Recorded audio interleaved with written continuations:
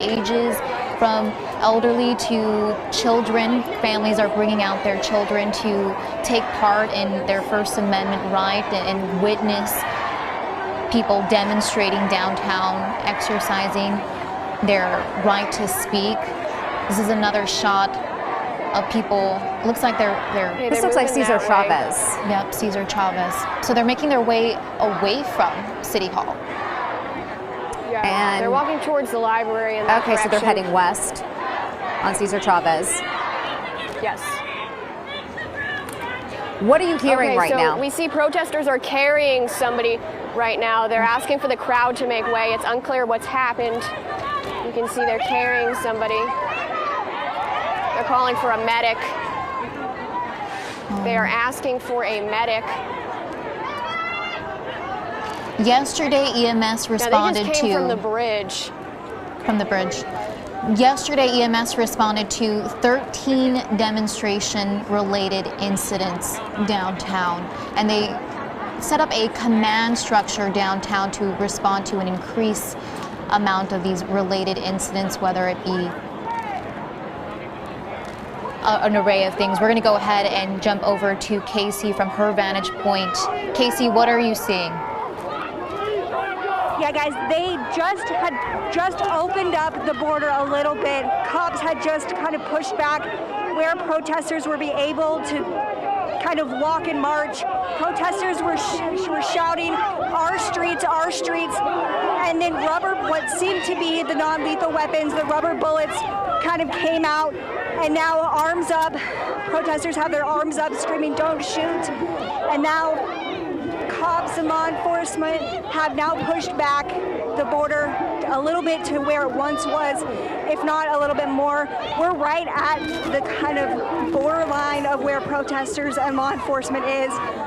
We're almost to San Antonio Street, a little past First Street. We're right in between San Antonio and First Street. We just got here, so this just happened maybe 2 minutes ago. Protesters here on the street right in front of law enforcement screaming, "Don't shoot." Probably 1 to 2 rounds of those, what I'm assuming, non-lethal rubber bullets, or those kind of rubber bags were deployed. We're seeing someone on the ground behind you. He just got up. Sorry, Rebecca.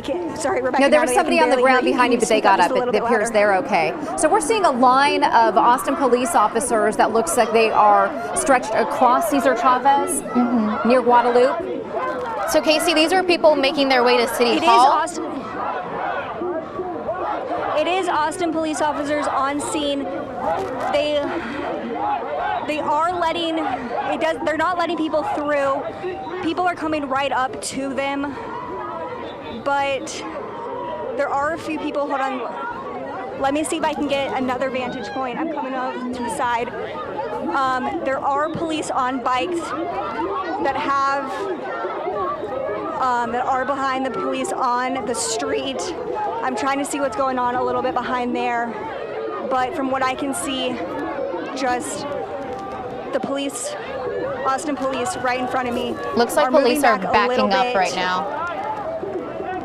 Yeah, they are backing up right now. They're letting protesters inch forward just a little bit. Like I said, what happened was they were letting protesters start to walk down the street, and then all of a sudden some type of, what I believe, altercation happened. That's when I heard some type of shot fired, what I believe a rubber pellet, some type of non-lethal weapon, and then that boundary, that police line became even smaller, and that's when it started. The police line came back towards First Street. So it looks like a majority of those officers are facing back towards east. San Antonio Street. Okay, and you also have some police officers behind them. Yes, so we're looking at that line of officers. They're facing east. They're trying to prevent this crowd from moving west on Cesar Chavez? Yes, so they have their backs towards San Antonio Street, and they are starting to slowly back up. We are facing Cesar Chavez. City Hall is behind us. And so, like I said, they are starting to kind of back up and let these protesters walk. Up until about, like I said, when we just kind of started talking 5 minutes ago, we had seen relatively peaceful. It still has been pretty peaceful now, just kind of yelling, but you know, we're going to continue to stay on this shot and talk. Now we're seeing kind of more police officers with bikes showing up. But yeah, the police officers are backing up. So this is the first somewhat of a confrontation that we have seen today between police and protesters. So far, they have maintained their distance, even though they are moving a little bit closer to them. Their hands are up. What are they saying, Casey? Sorry, it's a lot of screaming out here. Can you be just a little bit more louder? Yes. Can you tell us what they're chanting? They are chanting George Floyd. That's what they're chanting right now. George Floyd! George Floyd! Do you have an idea of who these protesters are with? Are they with any particular organization? Are they just citizens who have come up to show their support? Shots were just fired. Hold on. She said shots were just fired. Hold on. There's. And when we say shots fired, we're assuming right now we're talking about those rubber bullets, non-lethal weapons that they are carrying. They're carrying the rubber bullets, the pepper spray, and those bean bags to help disperse the crowd and to de-escalate the situation. So that's what we mean when we say shot fired. This is they're using those non-lethal weapons. You can hear them say, "Don't shoot."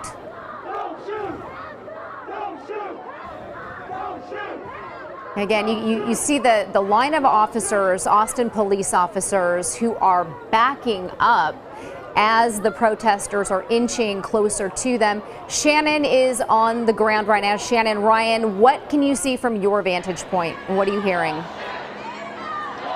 Yeah, so we're still here on West Cesar Chavez. Protesters are pushing further west. You can hear them chanting, "Hands up, don't shoot." They have their hands up in the air.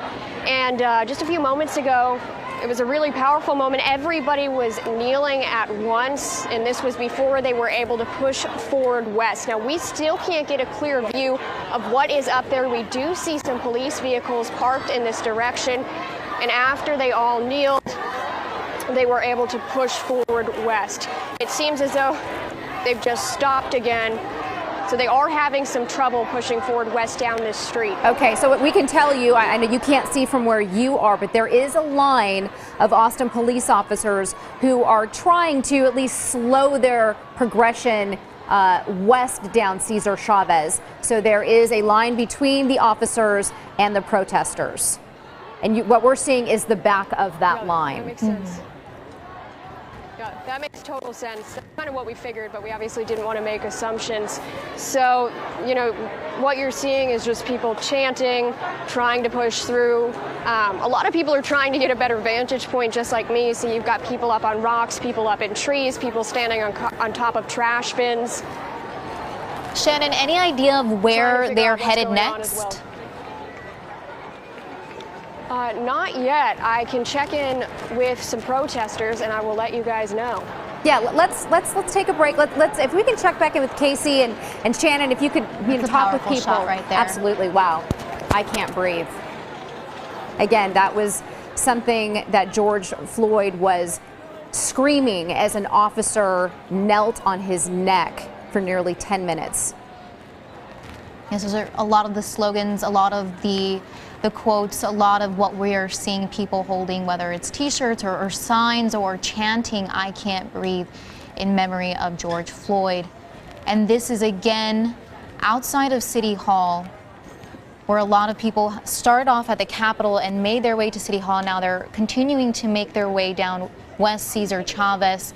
If we can go back to Casey's shot where we see a large police presence. This is a line of officers that are trying to slow the progression of the demonstrators walking down West Cesar Chavez. It looks like protesters are trying to talk to officers right now. Casey, can you hear us? Hey, Rebecca. Okay, can you hear what are these protesters saying to the officers, and are you hearing the officers respond in any way? Yeah, sorry. Right now they're yelling obscenities, but let me try to get a step away and try to get a better vantage point for you. Say that one more time.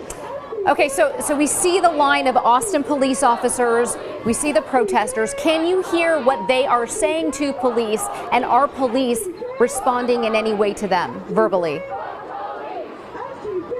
Verbally, protesters right now are yelling some obscenities. I heard just a minute ago, it sounded like someone was trying to, burn an American flag, and they said that's not what we want right now. I can't physically hear what they're saying to Austin police themselves, but I'll try to get closer and see exactly what they're saying. But from what we're seeing, it looks like they formed a square where they blocked people. Send it back to you guys. Where they blocked people on West Cesar Chavez, and then you see them blocking off the sidewalks along the side.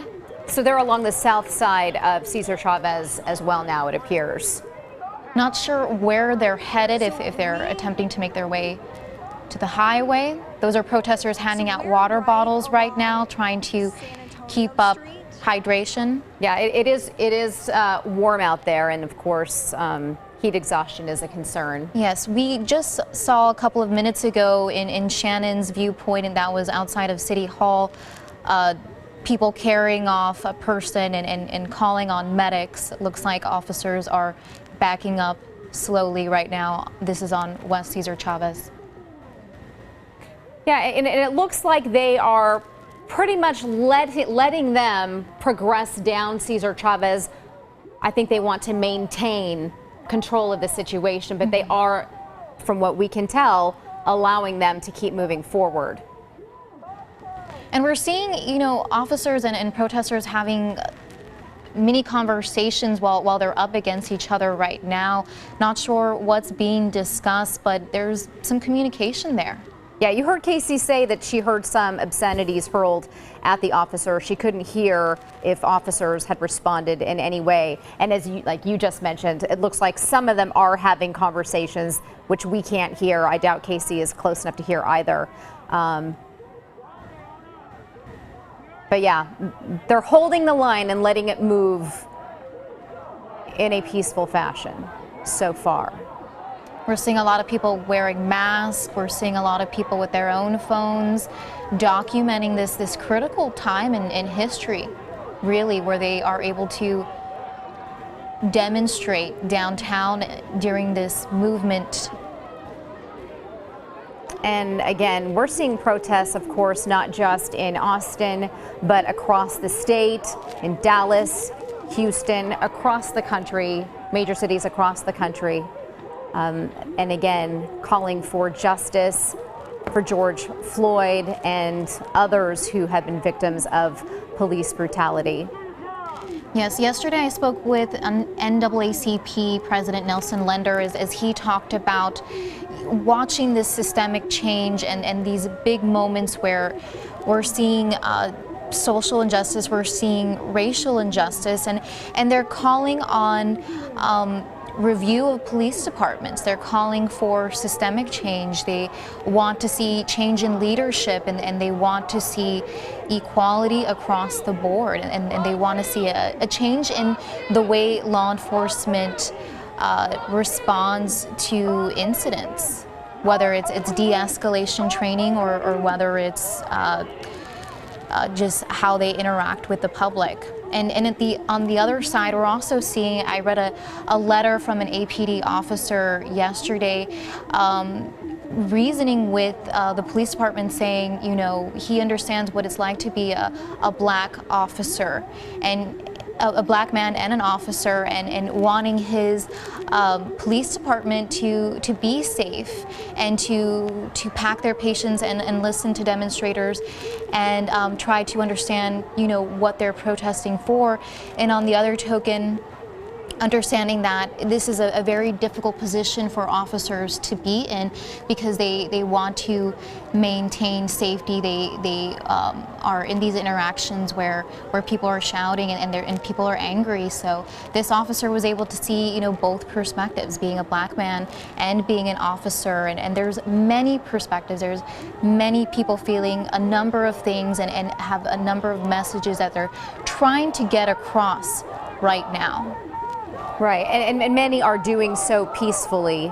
This is a tough job for officers as well, walking a very fine line in maintaining order. In other cities, you've seen some officers fire at journalists, pepper spray and rubber bullets, and some protesters who seem to not be antagonizing. So when you see things like that, it is very upsetting. So there is a very fine line that they're walking in terms of maintaining the peace and not going overboard. Exactly. I want to read these statements that the Austin Fire Department released in response to a number related to last night's protests. AFD put out 1 vehicle fire, 9 dumpster fires, and 1 trash fire. Numerous smaller trash fires were extinguished by law enforcement. And that's just what AFD was able to respond to yesterday. Yeah. And we saw that 1 vehicle lit on fire underneath I-35 last night, and then quickly respond to that fire. It looks like, Hey, Rebecca. as we're watching this, yes, Casey.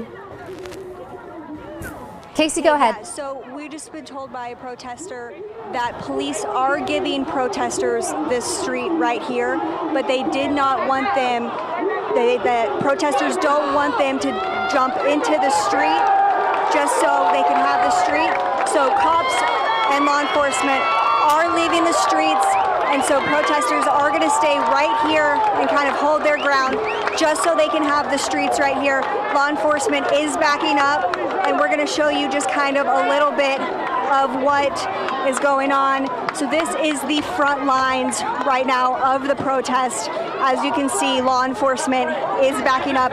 Right now we're along San Antonio Street. This is San Antonio Street and West Cesar Chavez. And right now, protesters really don't want protesters to come past this. This is going to be the front part of the protesters. Now, protesters are starting to kind of push up against us, but they are starting to chant "Our streets, our streets." Yeah, and now this has kind of become the new front lines of the protest. Law enforcement has backed up, and Casey, it does look like some of these protesters are policing themselves as far as trying to form a chain to keep the other protesters from overstepping their bounds. Is that what you're seeing? That's what it looks like right here. Yeah, it looks like we're seeing protesters lock arms. They're also trying to maintain this crowd. They don't want to have people running out into the street. And we saw APD back up and give them some room. Casey, is that what you're seeing? You're seeing protesters trying to maintain order themselves? Right now, protesters are just clapping, and police are just kind of walking away. I don't really know if there was a big change or a conversation that shifted. I'm going to walk a little bit further to catch up with my photographer, but I don't think there was not that I heard a big conversation shift. Now there is water being thrown, so I don't know if that's going to change anything, but police now are looking back. They have stopped and are standing in place, but protesters did walk by and say, stay, don't kind of take over the street once they leave, let us be, these are our streets. So I know protesters did kind of want that. After police leave, now, as you see, protesters have taken over the streets, so I don't know if that's going to change anything, but they moved from behind San Antonio Street, and now they are making their way back down now what is San Antonio Street. So they are continuing to walk, even though some protesters kind of tried to build a wall themselves to keep them from moving forward. I think they are following police. I can't see now from our vantage point, but I'll let you know whenever I can see more. We do see police officers marching down. I can't tell what street that is. Okay, Yes, I don't. Law enforcement did walk away. They kind of let protesters have this intersection. Is this and that's Guadalupe when that they're some walking protesters down? built a wall. And that's when that's when law enforcement were walking away. Now you can hear clapping from the protesters. I can't see what they are clapping for. I believe it is law enforcement walking away, but I'm standing on my very tippy toes and I'm just seeing kind of the backs of them. But we'll keep you updated. We're gonna try to head up to them and catch up with them, but we'll keep you updated and let you know what we do see. What street are you on? This is a different take. I am on San Antonio Street. I'm at the intersection of San Antonio and West Cesar Chavez. Okay, so it looks like they're walking towards 2nd Street right now? Yes, they are headed towards 2nd Street. And it looks like they are being led by police officers, mounted police officers. Yeah. Yeah, so this intersection was blocked off. Police were holding this intersection. They kind of had all four corners of it blocked off. That's when they backed up. I saw one protester come and say to those who were kind of holding the front line, hey, don't follow law enforcement. Let us just kind of have this area. And that's whenever kind of a group of protesters kind of made this makeshift barrier with themselves, and then protesters did kind of break that and started following law enforcement, now making their way past 2nd Street and beyond following law enforcement. Right. We saw that little face-off between officers and the protesters. It is good to see that it is simmered down and that people. It seems to be moving in a calm and orderly fashion now down San Antonio, possibly back toward the Capitol.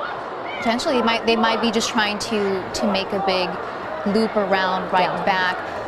We did witness that tense moment where you can tell law enforcement and protesters were struggling to communicate. Some communication must have been made because officers were backing up, letting them have room, and we saw as protesters were locking arms. I haven't heard word of where they're headed to next, but like you said, it could very be the Capitol next. They could just be wanting to walk, and by law enforcement breaking this kind of intersection, being able to continue that walking could just be the next step of them just being able to march and being able to protest.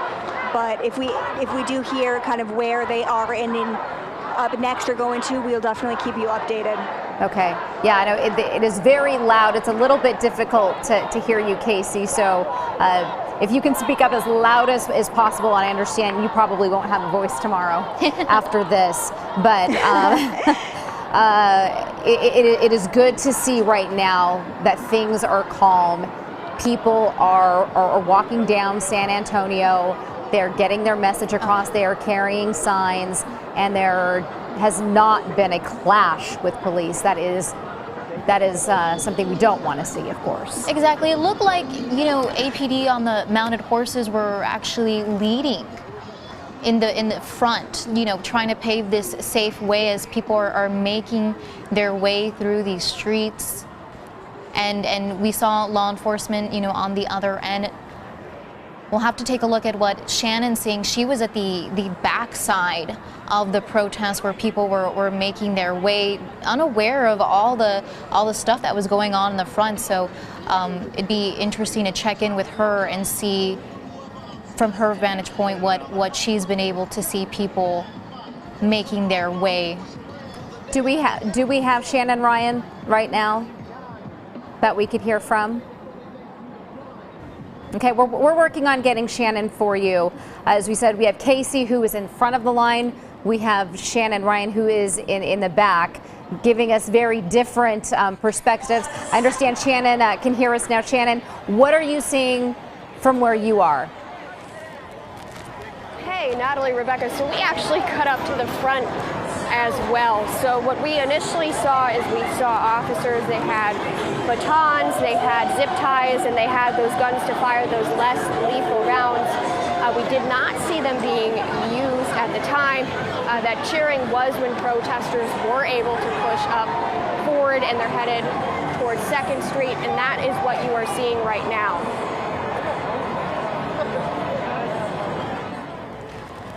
And again, this is a shift from what we were seeing yesterday. Shannon? I'm sorry, Shannon, Natalie, can you hear us? Yes, not well, but yes. Okay, what are you? And I'm sure you've heard from some of the protesters. What are they saying? What is moving them? I mean, just talking to protesters, they say that they feel like there's injustice after injustice, and the time is now to evoke change. That's really what we've heard over and over again. I know that you guys had also asked me earlier where these protesters are heading, and I was able to speak with a few, and everyone that I spoke with said that there is no clear-cut route because the organized protest for today was canceled. So we'll work to see if we can find a different response on that right now, but everybody that I've spoken to says that, to their knowledge, there is no set route for this protest. So they could be just winding their way through downtown, but at the moment they are on San Antonio.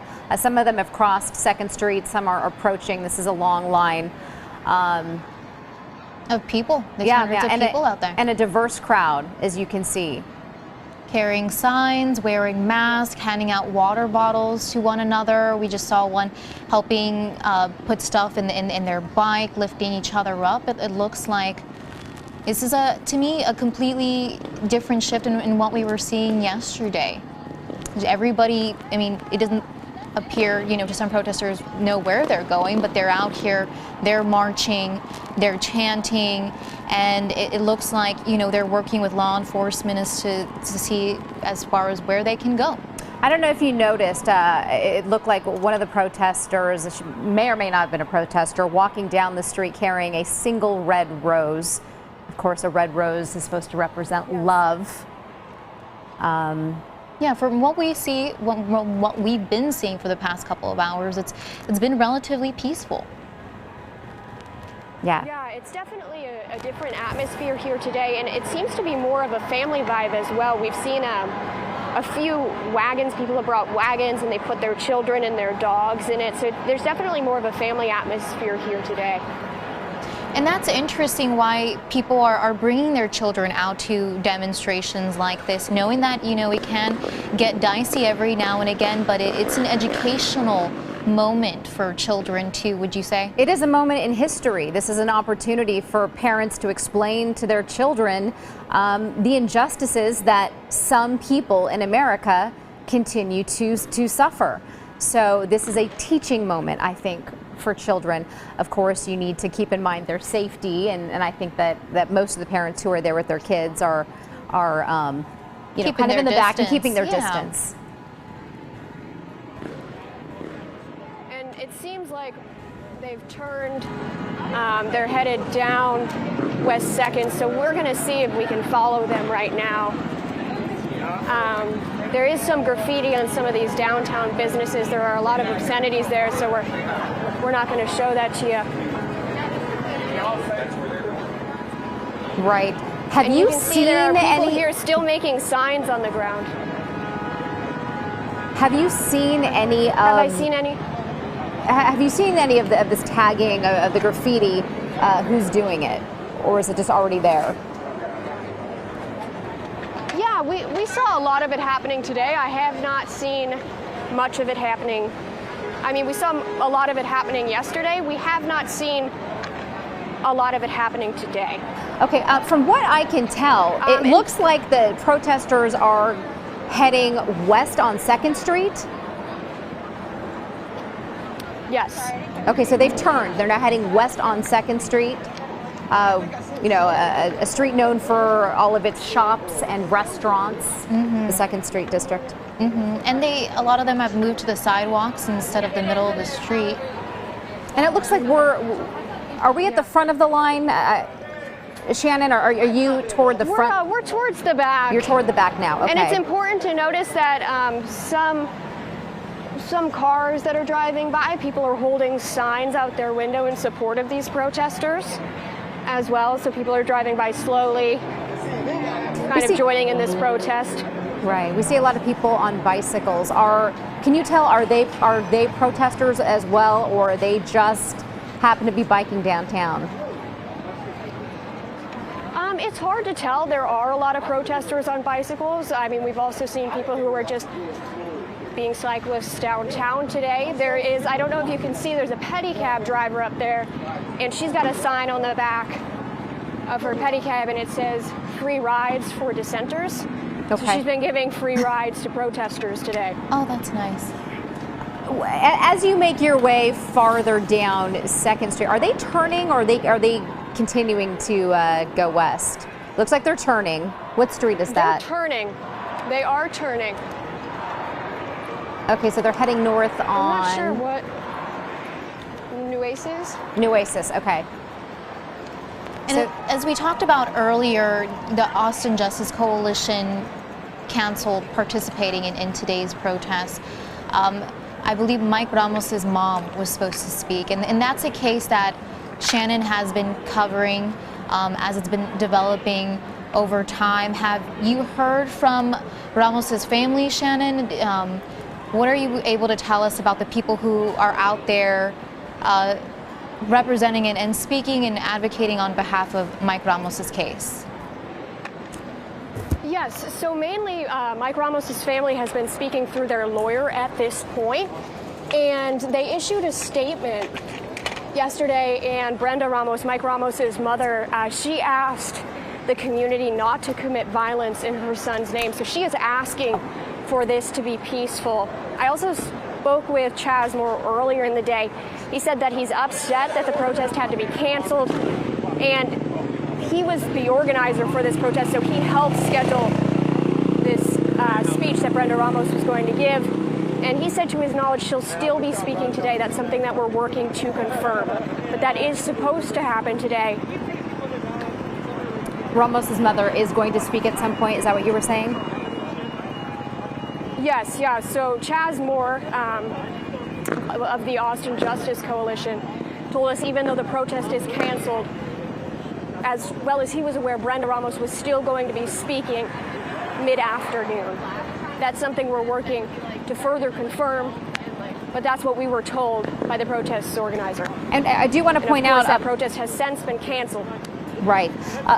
Travis County DA's office, Margaret Moore, tweeted out yesterday, we reported this, that the DA's office will be presenting the Michael Ramos case to a special grand jury. She says, following a review of the case with my civil rights director, we felt it appropriate to proceed.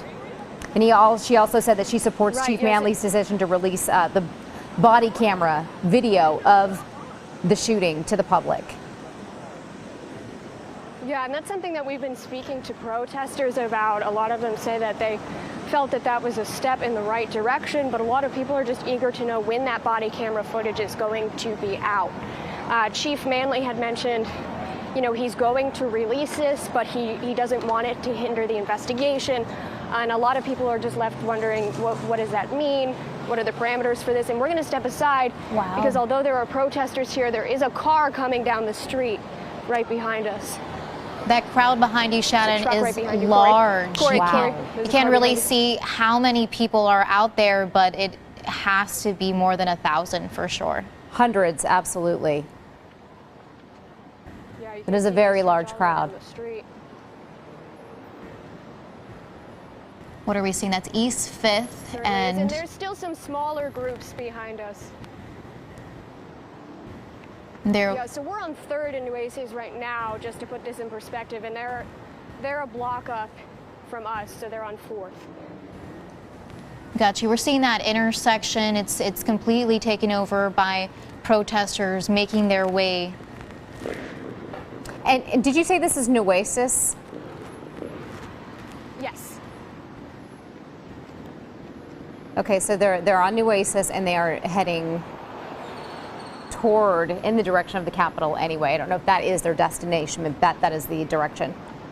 Okay, we have another look. I believe this one is outside the Capitol.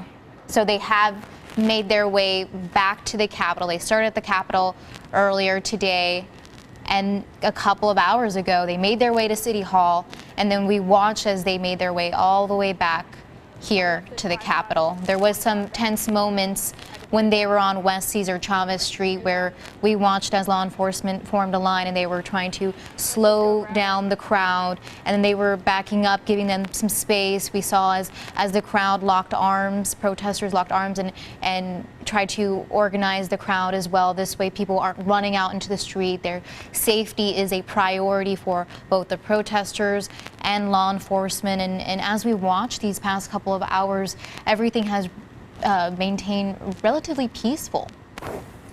That's right. And once again, this is in front of the state capitol, where protesters have arrived back from the loop that they made around City Hall. People are just standing around right now, very peaceful, holding signs. We're not hearing much It's like the chanting has slowed down quite a bit, yes. It is a long day. It's pretty warm out there. You see right now, protesters are handing out water bottles to one another, taking care of each other, making sure that people are hydrated. We talked about this being a very diverse crowd. This is a very large crowd. It doesn't appear that people are with any specific organizations. People are just out here. Okay, we're just now getting word that the crowd that you're seeing here apparently is not connected to the crowd that we saw in front of the step. These are not the marchers that we saw going from the City Hall. So a different crowd has now assembled in front of the state capitol. We don't know where the marchers are headed at this moment. As soon as we do, we will let you know. But right now you're looking at a different crowd in front of the state capitol, holding signs, kind of standing around, a lot of people watching. We're not hearing much from anyone. Do you see it? Yes, it looks like the crowd is relatively peaceful. Again, safety is a top priority. We talked yesterday about how the Governor Abbott sent in more than 1,500 DPS troopers to cities across the state, and we're seeing a larger police presence here today. We've also been told the FBI is sending in tactical teams to assist state and local law enforcement. This is in addition to the governor's orders ordering thousands of more troopers to major Texas cities and more than 1,000 National Guard to assist the Department of Public Safety and local law enforcement in their efforts to maintain safety. And from our vantage point right now, we're not seeing a whole lot of law enforcement presence. They may be in front of this crowd, in front of the Capitol, but from what we've seen, yeah, you're not seeing too many officers in our vantage point. Yes, they formed a line at the very front, is what we saw in the beginning, and they're not allowing people to get on Capitol grounds right now. All the crowd has maintained outside on Congress and just around the Capitol itself. Yeah, yesterday, we did see people defacing the Capitol and a lot of vandalism. So the Capitol grounds are now off limits. And there was pictures and video of those people who were damaging that property. It's uncertain whether they belong to a specific organization, whether they were even part of this movement, what their motivation was to come and destruct public property, destroy, the Capitol. Right. Sounds like they're chanting Black Lives Matter. Black Lives Matter. These are signs that we're seeing Black Lives Matter. Again, this Black Lives Matter initiative, the movement began 5 years ago in Ferguson and in St. Louis, Missouri, where Michael Brown, a teen, was killed in Ferguson, and it ignited all these people to come out and speak out against racial injustice and against police brutality. Right. Earlier this afternoon, the Austin Justice Coalition. You see law enforcement back there. Okay, yeah, you are seeing, are those troopers? Yeah, yes. Looks like troopers directly in front of the state capitol, making sure that nobody gets onto the grounds. But earlier, about 1 o'clock this afternoon, the Austin Justice Coalition had planned to have a protest. They called it off. You know, they didn't have, so they no longer had their official protest. But we did hear from Chaz Moore. He did speak. He did speak about racial injustice, police brutality. He also called for unity. But again, he said that he did not want to put people's lives in danger because he realized that there are other groups who are trying to hijack the movement. Exactly. Police Austin Association talked about how they were seeing instigators they believe were Antifa and other organizations that weren't affiliated with this movement or with these black-led protests that we're seeing across the nation. Yeah. So we are seeing outside groups, people from outside of the state come in and instigate. Unfortunately, when you see large protests, especially in the evening, these protests are comprised mainly of two groups. Legitimate protesters who are protesting for a cause, they are calling for justice, and then you have other groups, anarchists, who are trying to latch on for their own purposes. So, and that is a concern of Chaz Moore when he called off the official protest today. And today is a new day. I was driving into the station and I watched as just members of the community, not affiliated with any organization or anything, just picking up trash outside of APD headquarters. Just for the sake of doing it, they were carrying around trash bags, and it warmed my heart to see that because this is our city. We do care about Austin. We love Austin. People do care about the community members. They do care about the police department, and we have to take care of each other. And watching as they're cleaning up after some of the things that were happening downtown, it was nice to see. Yeah, apparently there was some organization that did want to come and clean up, but there were also protesters who were cleaning up after themselves. Yeah. So that's Austin for you. We saw as one protester was yelling at another for throwing a water bottle just earlier in Casey's vantage point on West Cesar Chavez. So let's keep it clean. Let's keep Austin clean. Okay, let's let it breathe for a second and listen to what they're saying.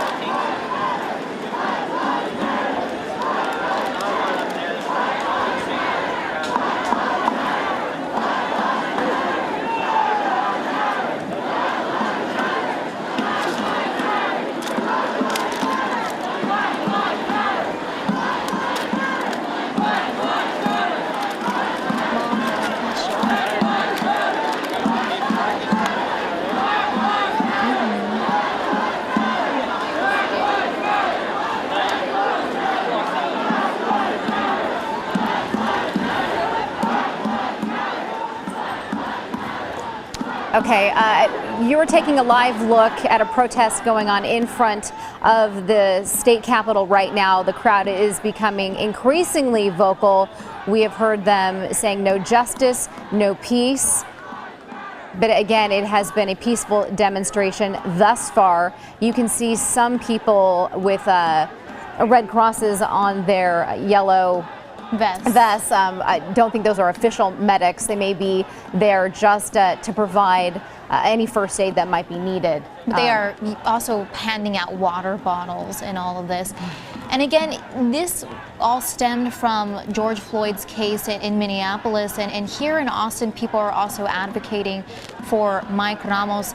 We are learning from Chaz Moore, who is the leader of the Austin Justice Coalition, that Brenda Ramos, the mother of Mike Ramos, will be speaking publicly today around 3 p.m. about a little less than 10 minutes from now. We will provide more information on that when it becomes available. Now, the Austin Justice Coalition decided earlier today that they were going to participate in these protests. Right. Again, they're concerned for the safety of their members and of the community.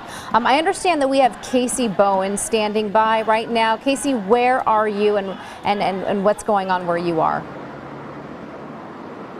Yeah, hey, Rebecca and Natalie, we're on 6th Street right now, and store owners tell me that they're preparing for vandalism to their storefronts. As you can see, they're actually boarding up the windows to their storefronts. Now, we were making our way back from City Hall down to the Capitol when we saw this, and we actually saw it earlier this morning, too. They said just from whatever happened last night and kind of overnight hours, they wanted to just be prepared to what could happen again.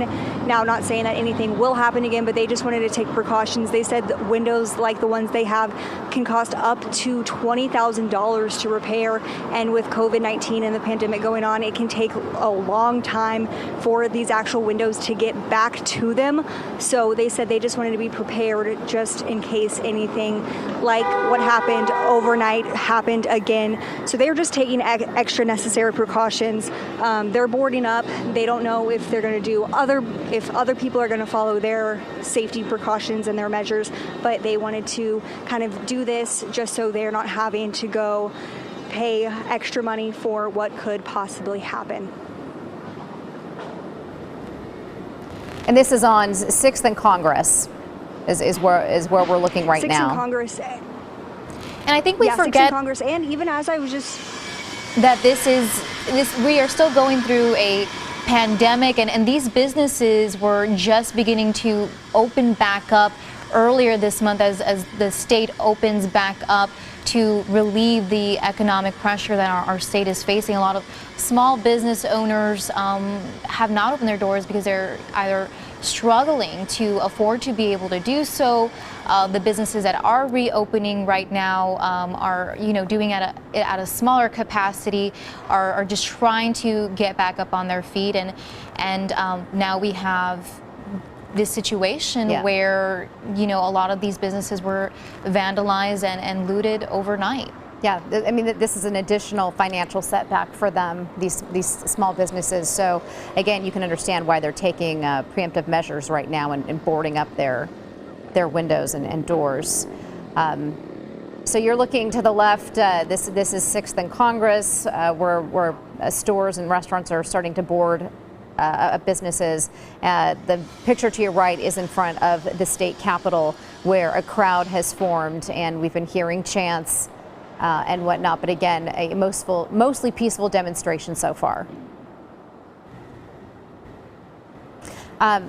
Austin Police Department sent out a tweet not too long ago, pointing out that obviously some demonstrations, particularly the Austin Justice Coalition, had been canceled, but they are still seeing hundreds of people demonstrating in and around downtown. And so they're asking people, if you're not part of this, if you could please stay away,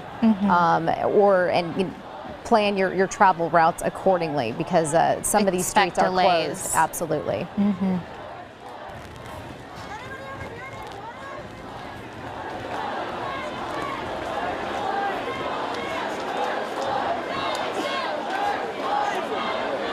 It's hard to make out what they're saying, but you can hear the crowd in front of the Capitol chanting One person is holding a flag of the earth.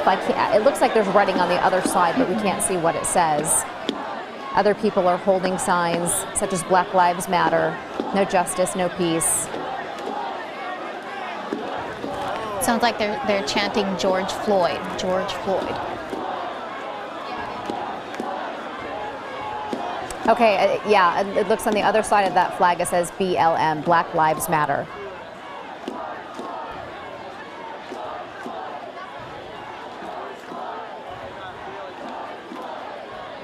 And is this still outside the Capitol? Yes. Yeah, so far it is pretty orderly. You have a lot of people either standing around or just kind of milling around and taking in the scene themselves.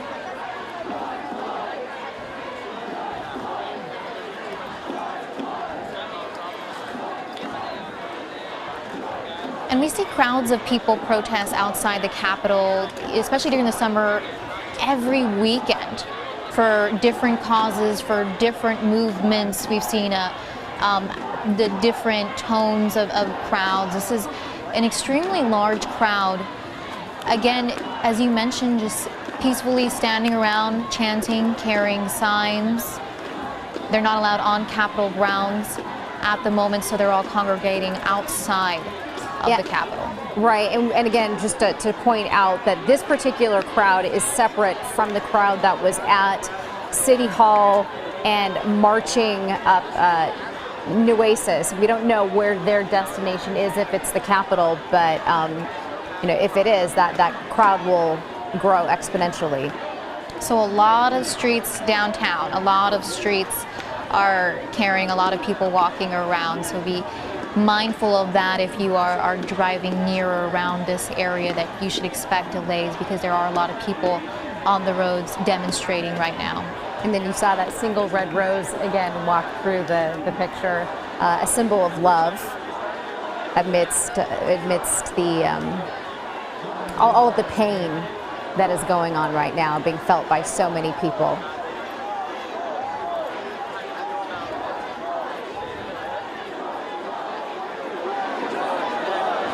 You see one sign saying violence begets violence.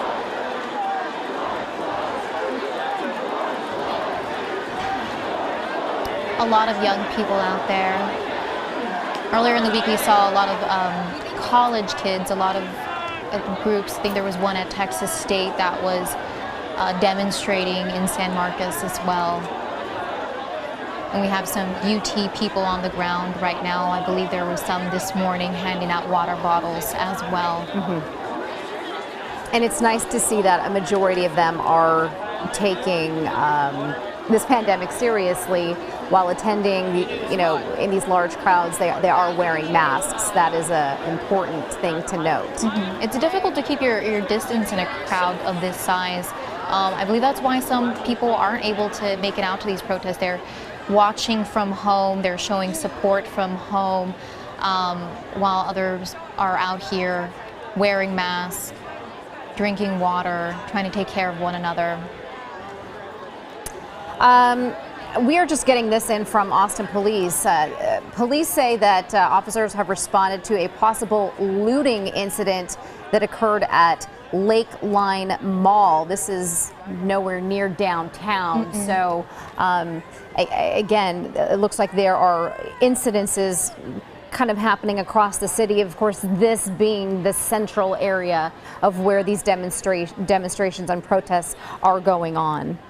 And that's really stretching our law enforcement, because as you saw, there's a heavy police presence downtown. We saw a lot of officers, and then they're responding to different calls not related to these demonstrations. Right. You've seen a large number of Austin police officers. Of course, you also have DPS as well, state troopers.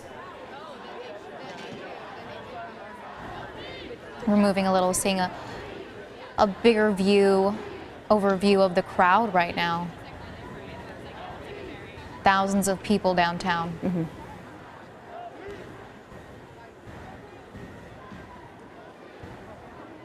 Yeah, it looks like our photographer is making his way from Congress onto 11th, which is right in front of the Capitol.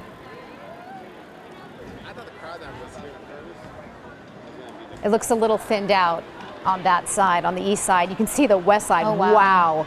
That's why he did that. He wanted to give us this vantage point. You can see how many people have congregated in front of the Capitol this afternoon.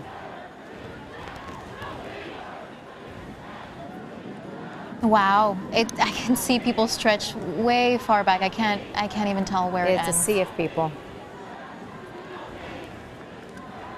So a lot of movement today. We saw a crowd outside of the Capitol rallying, chanting, and then we saw part of that crowd make its way down Congress, make its way to City Hall. I think maybe more people joined them from that vantage point. We saw West Cesar Chavez blocked out as people were standing outside of City Hall chanting, and then making their way down West Cesar Chavez.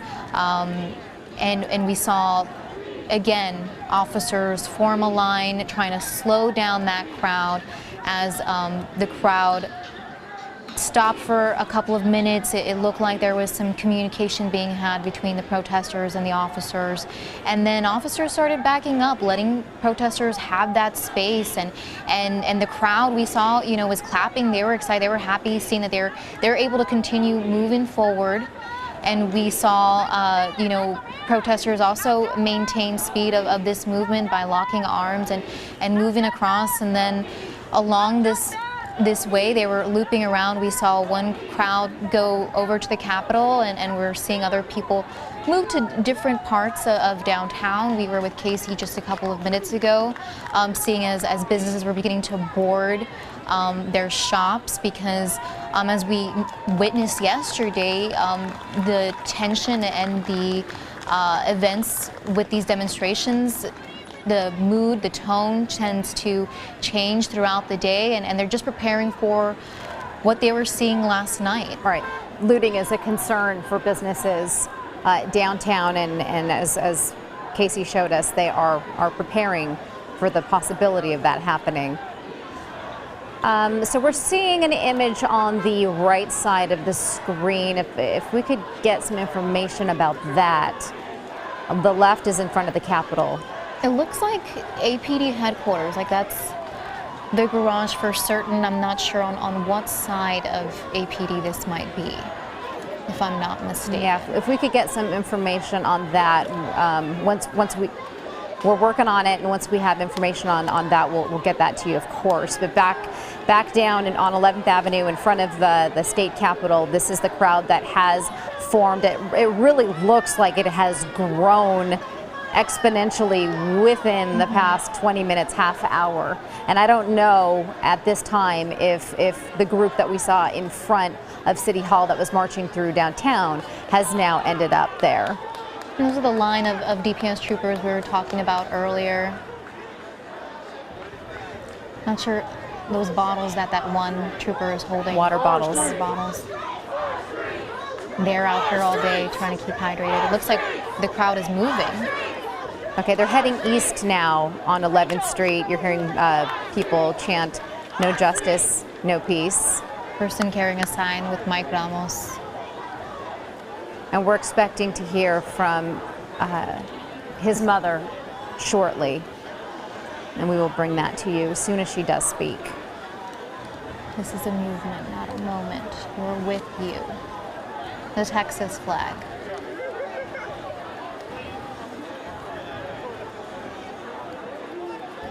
A lot of different messages. Well, some of them were a bit obscene. Yeah. So apologize for that one. But for the most part, people are keeping it clean and getting the important message out. Black Lives Matter. Again, I can't breathe in reference to George Floyd, the man who died at the knee of a Minneapolis police officer last week. No justice, no peace. Again, something that we've been hearing all afternoon during these protests.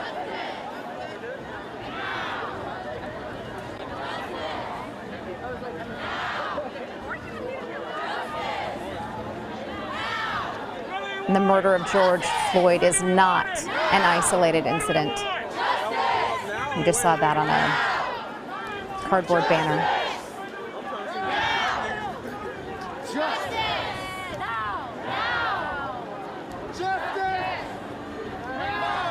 So the entire crowd looks like it's actually moving from the Capitol. It looks like they are heading east, possibly toward I-35. We saw a lot of back and forth there yesterday. Right. A lot of people who were jumping onto the highway, trying to protest on top of the highway, and we saw as law enforcement was on top of the highway trying to de-escalate and get people off of the road. We saw major traffic delays because of the demonstrations and just a lot of back and forth. They were going from I-35 to APD, back to I-35, and there was a lot of concern over safety. Okay. I understand Casey Bowen has now moved from 6th Street to the area of the state capitol where we're seeing people starting to move east. Casey, what's going on there? Yeah, hey guys, we just got here to the Capitol, and as we got here, we are seeing the crowds kind of moving east, like you mentioned. They have been moving all day. We first got to the Capitol a little earlier this afternoon, kind of around 1 p.m., and we were here for a little bit, and then that's when they decided to go to City Hall. They were there for a while, then they started moving back towards here, towards the Capitol, and as we believe they are going back east. We don't know where east they are going, but it looks like they are moving back east. Still a large crowd out here, easily over 1,000 people. You can see their signs. People are just mingling, moving in and about. The whole day has been relatively peaceful. Haven't seen really any major action going on. Whenever we were out at City Hall earlier, we did see cops give up a street. That got claps and applause and hugs from the protesters. That was a big milestone for today. Now, as we got back to the Capitol, we've been here probably just a little over 5 minutes, and we are seeing crowds moving again, kind of walking down 11th Street, moving east. As we learn more about where they're going, we will keep you updated, but for right now, sending it back to you guys in studio. Thank you, Casey. Yeah. So you are seeing this crowd start to thin out in front of the state capitol as it moves east toward I-35. We don't know if that is their destination or if they are perhaps making their way toward the Austin Police Department. Yes, Casey, have you spoken to more protesters? What are people saying out there, Casey? I can't exactly hear what they are cheering. I am a little bit further away, but the chants have been a little bit sparse here and there. Right now, they aren't really chanting too much right now. To answer Rebecca's question, I don't know their exact destination. I will start talking to protesters here in a second to see if they do have a specific destination in mind or if they are just marching and walking to protest. But still, yeah, the crowd has, from what I've seen earlier, has kind of dispersed a little bit, but there still is a very, very large crowd out here. Easily over 1,000 people have shown up and shown out today to kind of protest and march for the injustice of George Floyd and the Austin native Mike Ramos. Amanda Ruiz just tweeted out a photo of some families who are part of the movement of the demonstration. Are you seeing a lot of families out there yourself? Can you repeat that one more time? Sorry. I said we're seeing some pictures. Amanda Ruiz tweeted out a photo of some families, bringing their children with them to these demonstrations. Are you seeing families where you are? Yeah, I've definitely seen families throughout the day. I've seen young children, probably anywhere from ages 7 to 9 to 10 to kind of, I've seen a whole range of ages. There, this necessarily isn't one age group or demographic or anything. It really has been a diverse group of people who have been out here today, which really kind of just speaks to the whole Austin community. And I've seen people who have had backpacks that, show, League City. So it really has been people kind of, I believe, showing up from different areas of Texas to protest and march and take part of this event. Thank you, Casey. We're going to check back in with you in just a couple of minutes. We talked about EMS responding to 13 demonstration-related incidents yesterday, and we saw near City Hall where someone was being carried off and medics asking for medical attention. EMS tweeted not too long ago saying, again, today they've established a command structure and added additional resources in anticipation of potential increased call volume in the downtown area. So they've had 2 protest-related incidents today, and they asked that people continue to be safe and exercise caution. Yeah, and we don't know why that one person in front of City Hall was carried off, whether that was heat exhaustion or an injury, but as you said, EMS is standing by and ready to go if they are needed. And these demonstrations are not just being held here in Austin, they're being held across the state and across the nation. A lot going on in different types of crowds in different cities. We're learning Target and CVS are temporarily closing certain locations after some were damaged during weekend protests over the death of George Floyd. Target said it was closing over 100 stores from Texas, California, Minnesota, Colorado, Pennsylvania, Illinois, New York, Georgia, Oregon, and Michigan. CVS didn't say how many stores it will close, but it said the shuttered locations are in more than 20 states and the District of Columbia. A spokesperson for the company says pharmacies at closed stores will reroute customers to a nearby open CVS so they can get prescriptions filled. Target says employees at stores that are closed will be paid for up to 14 days, including premiums they are earning due to the coronavirus pandemic. They will also be able to work at Target locations if they remain open. As I mentioned earlier, with everything that's going on, it's easy to forget that we are in the midst of a pandemic.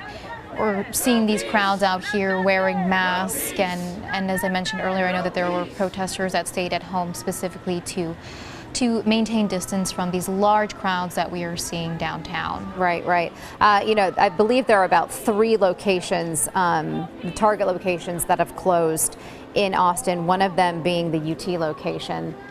They decided to, for the safety of everyone, that they were going to stay closed and out of respect for the message of these protests.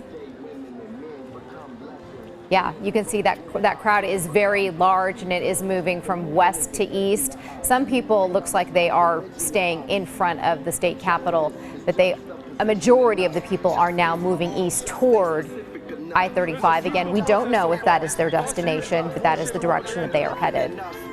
And there's a lot of crowds moving in a lot of different directions throughout downtown right now. Text on Austin says southbound I-35, the right 2 lanes will be closed between Runberg Lane and US 183 from 9 p.m. to 5 a.m. That's southbound I-35. Closed between Runberg Lane and US 183. The Runberg Lane entrance ramp will also be closed, so please plan ahead. That'll be at 9 p.m. tonight till 5 a.m., anticipating that any demonstrations might be moved over to the roadways. And that is north of downtown, but yesterday we saw pockets across the city. And then, of course, today we heard about looting going on at Lakeline Mall. So officers are responding to that, checking out that situation, which is completely removed from downtown. Correct. And it does look like people are moving in different directions right here. It looks like some are just staying right in front of the Capitol.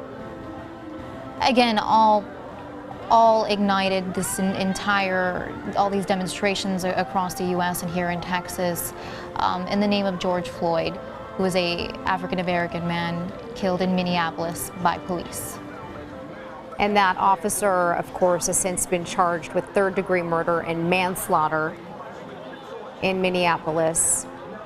Some people are saying that's not a harsh enough charge. But again, that officer was fired along with 3 others. And there have also been calls to charge the other officers who stood by and watched and did nothing as the officer who had his knee on Floyd's neck.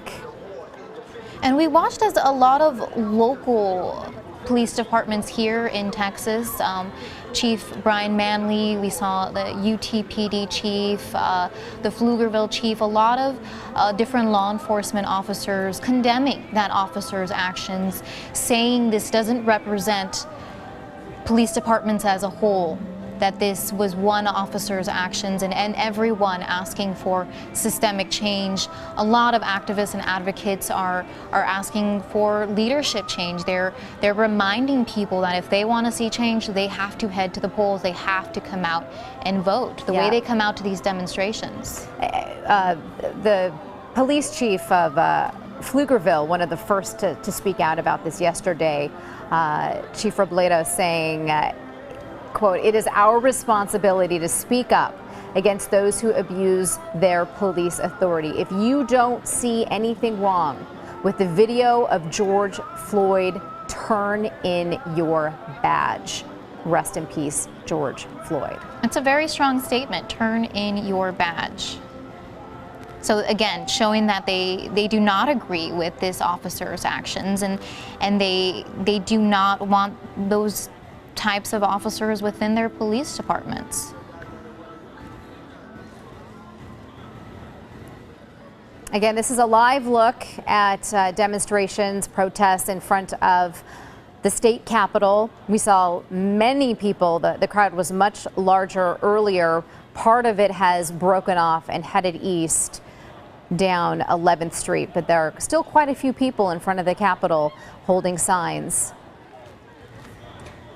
and chanting.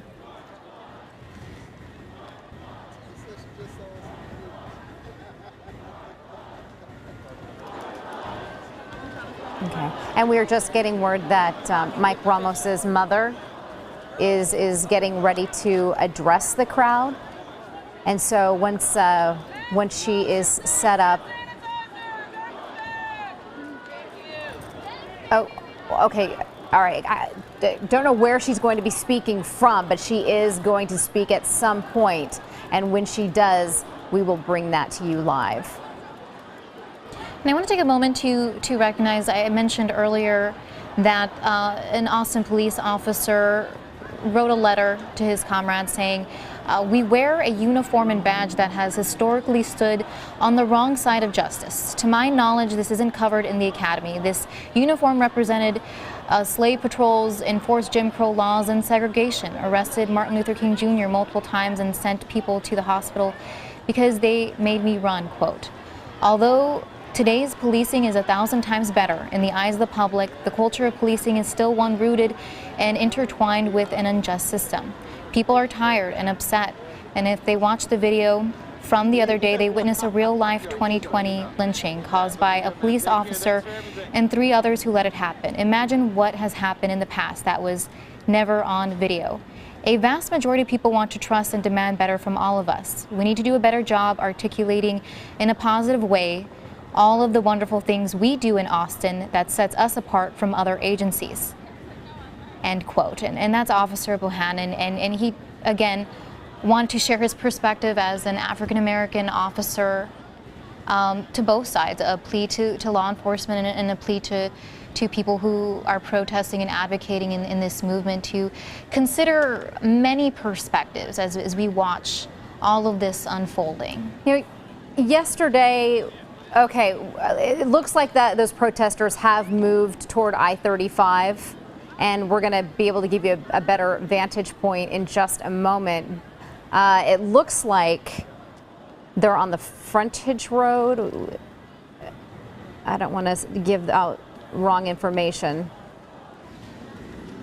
Okay, that's the upper deck of I-35. That is the upper deck of I-35, and we're seeing a lot of people make their way. You can see on that left-hand corner, top corner of our screen right now, a lot of people making their way onto I-35. And this was a difficult area yesterday to manage as protesters were making their way onto I-35 and then off I-35, trying to block those roads. A lot of people are making their way and not sure what that other road is that they're running up across. Right, it looks like they're dispersing. They're running. They are running very quickly. Motorists have to be careful when they are driving in this area. If you're at home and you have any plans that would have taken you on I-35 today, heading anywhere near downtown, please avoid that area because we don't know which way this is going to go.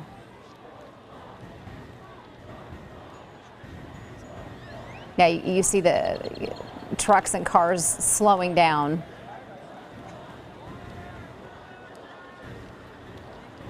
I see on the top left corner of your screen, it looks like a line of police that are now advancing onto the highway. Mm-hmm. It looks like they're about to form a line. Now they are forming a line. Okay, this is southbound I-35 in downtown Austin by the police headquarters.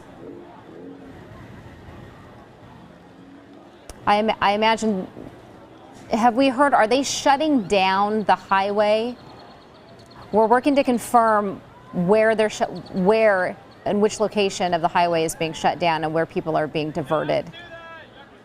Because yesterday it was off and on. It wasn't easy to just be able to completely shut down the highway because after a while they were able to open up, traffic would open back up and then people would make their way back on. Law enforcement towards the end of the night were just standing over I-35 to make sure people weren't getting on and to watch what was happening down below. So this has become a crucial area within Austin that people are making a point to demonstrate at. Austin Fire just put out some new information about last night's events by the police department under I-35. They said updated response numbers include 1 vehicle fire, 9 dumpster fires, and 1 trash fire. Numerous smaller trash fires were put out by law enforcement. So again, first responders are being pulled into this as well. Yes, last night when we watched as that one vehicle underneath I-35 caught fire, it was just in the less than 5 minutes. Mm-hmm. Austin Fire was there responding, extinguished the fire in less that amount of time. So they're on hand. And we mentioned earlier that EMS is on the ground. They have a command structure to respond to the demonstration-related incidents that we're seeing. Okay, it looks like a portion of I-35, at least southbound, is shut down near Austin Police Headquarters, 8th Street, because there are, as you can see, protesters on the highway.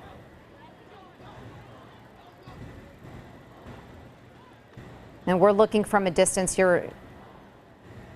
We're going to get a closer look in a moment, but this is what we can see so far. You can see cars kind of moving off onto the frontage road, it looks like, being diverted. Mm-hmm. Some cars flowing through very slowly.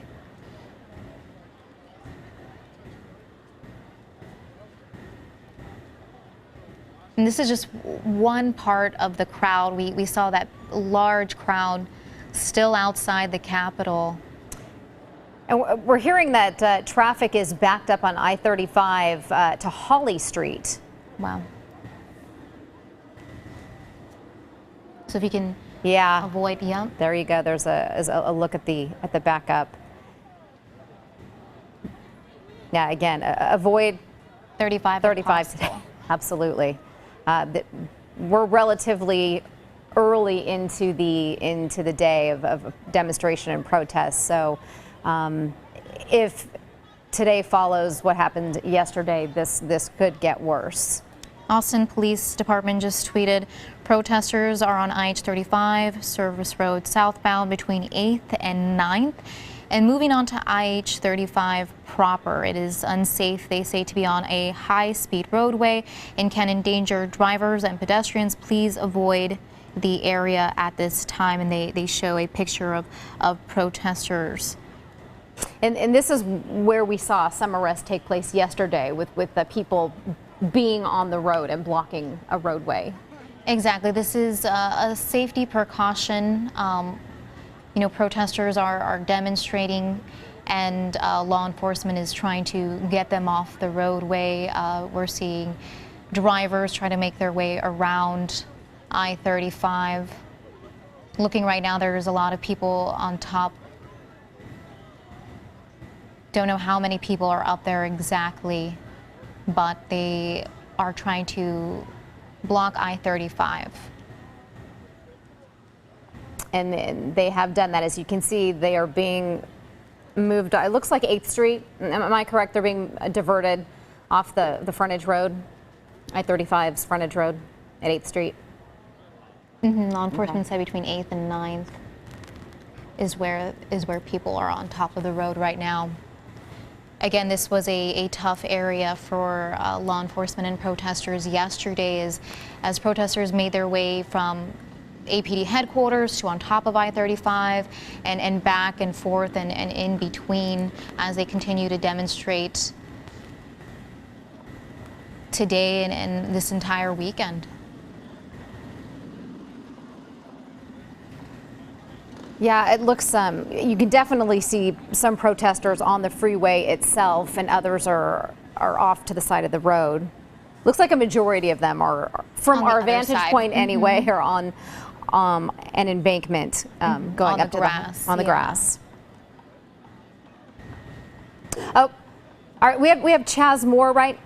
Yeah, okay, we have Chaz Moore with the Austin Justice Coalition. Let's go ahead and listen in if we can. And asking more from our police departments across the country has been co-opted by a lot of angry and anarchist white folk. So I'm here today, of course, because this is what it's about. It's about standing in community, our community, black and brown community here in Austin, to not only uplift and think about what's going on in Minneapolis and around the country. And yes, we stand in solidarity and we feel for the Floyd family, but there's no way we can be out in the streets and talk about police injustice or police brutality without talking about what's happening in our own backyard, literally right behind us. So with that, you know, I'm here with the Ramos family, Ms. Brenda Ramos, who has entrusted AJC to uplift and keep Mike Ramos' name in you all's blogs and in the media, and also in our mouths as a community. Because again, what happens outside of Austin, Texas is important. But it's irresponsible if we forget that Mike Ramos was our own hashtag, that he was our own reason for gathering and being in the streets. And again, you know, I think it's important for me to say that all these other groups that are using Mike Ramos' name in looting and rioting, that's clearly not what Ms. Ramos wants. So it's one thing to do something in the name of a movement or in the name of whatever they're doing in the name of, but if you really want to be a part of the community and you really want to do what the people that are hurting most want to do, you have to listen to them. So again, I'm here, and I'm going to always be here with Ms. Ramos and the community here. And yeah, I'll leave it to her.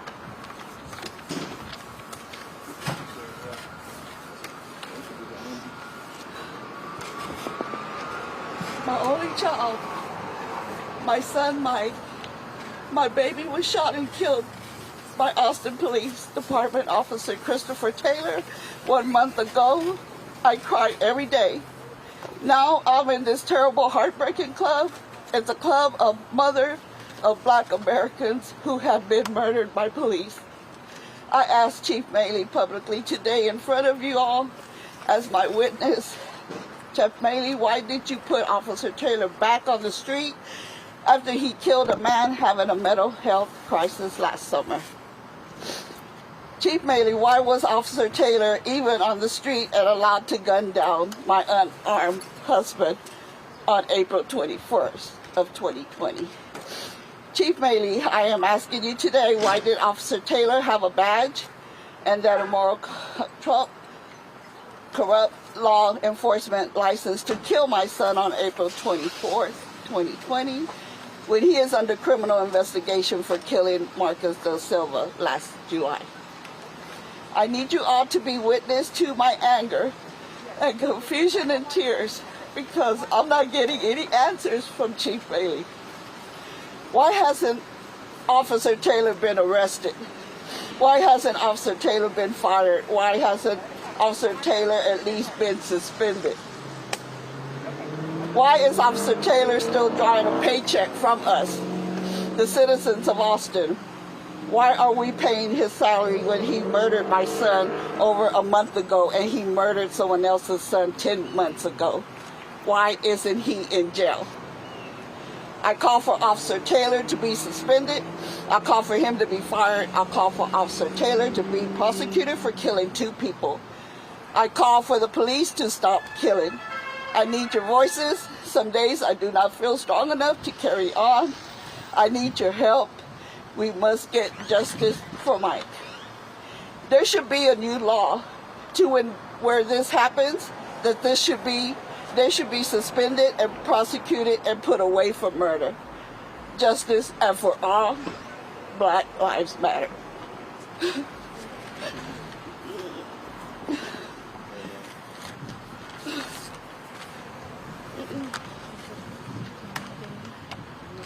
Yes. Yes, I can. All right, she's going to answer some questions, so please go ahead. Ma'am, how do you feel about all the looting that's going on? That I do not approve of. That's why I couldn't be there today, what was going on. I've been watching, which I could barely watch, and it hurts me. I don't want no violence. I just want peace and quiet and respect for me, my son, my family. Brenda, how has this past month been for you? How difficult has it been this past month? That what? How difficult has it been this past month for you me? and your family? Oh, I'm heartbroken every day. He was my only one. We were close, so close. He did things for me and everything, clean, and I'm at that age now where I need my son, and now I don't have him. He's taken away.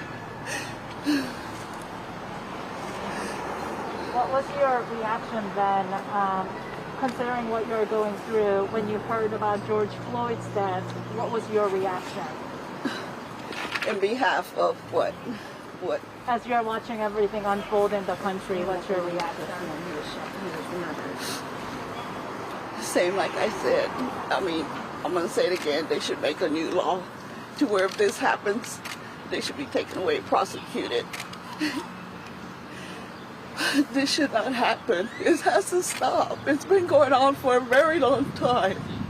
And you can imagine people are upset and more upset of a crowd more and more every time this happens worldwide, you know? I can't see anybody getting killed for no fault by APD. It has to stop. They have no humanity. Anyone else? Got anything for Miss Brenda? For the people who are protesting, what do you want them to know? What do you want them to do? It's just the crazy stuff, I love Austin, and I know big cities are doing what they're doing, but as far as I can speak for behalf of the mother for Mike Wallace, I don't care for the violence, the firing, the craziness. It should be respected. It should be respected, How do you think, or how do you want them to push for change? People go on their own ways, and I know they hurt and they go by it different ways, And me, I'm from the past where I just can't see violence. I can't see violence is terrible already as it is. You know, it has to stop.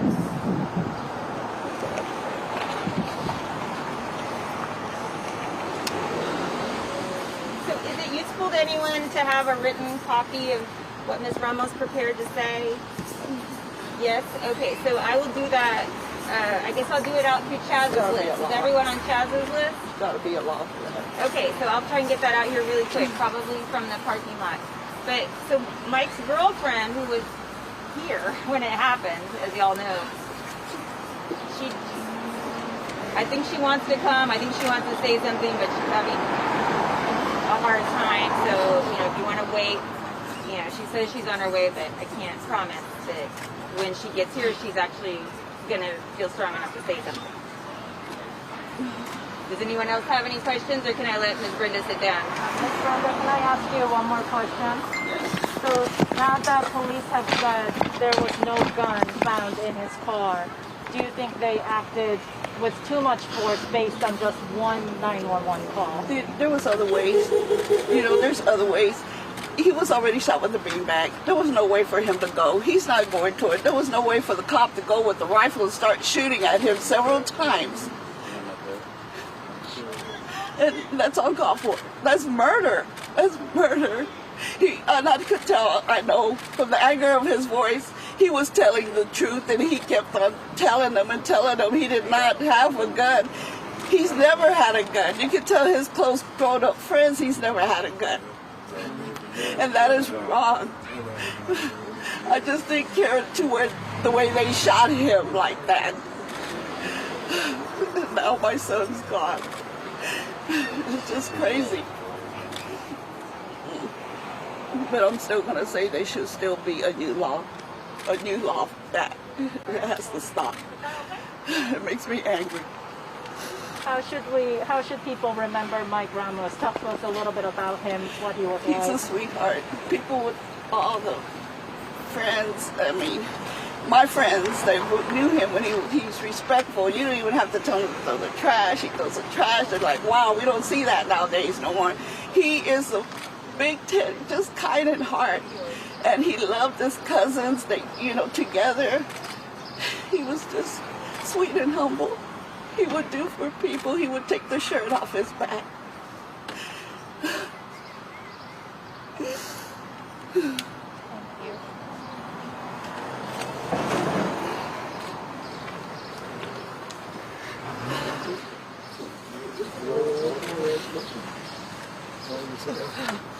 You got a chair? Go get my the Texas chair. I got him in the trunk. Oh, here it is. He set me up the Texas. That's fine.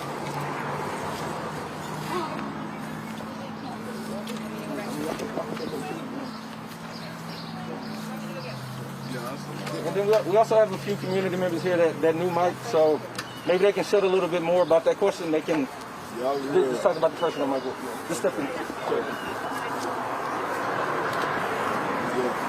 This is a cousin of mine. You know, we was all outside. You know, he's a good friend of mine. You know, he came to talk to me, and it really messed me up. You know, I'm standing on the corner talking to the police, asking them not to shoot at him. You know, I'm asking them, you know, constantly asking them, telling them he don't got a gun. I know him. He don't have a gun. They steady looking at me, but they coming up with a plan in their mind to me to make a shot when I don't think it should have been made a shot. Or it should have been made a shot at the time of anything. Make a shot at, you know, to save people's life around here. Make a shot at the time. Make a shot at, you know, make a shot at the cause that you ain't gonna shoot at all and run down on them. You know, make another decision. You know, that's what I was thinking. Make another decision at the time. And it hurt me so bad I had to walk off and, you know, think about it. When the initial because it's a friend of mine and I can't help him. That's just like anybody. That's your friend right there. You can't run and help him. They shoot him in the head, kill him. And, you know, didn't nobody see it as being so big like that at the time. But until we walked away and we seen they gave us a very big distance from here, from there to down there, the end of this circle.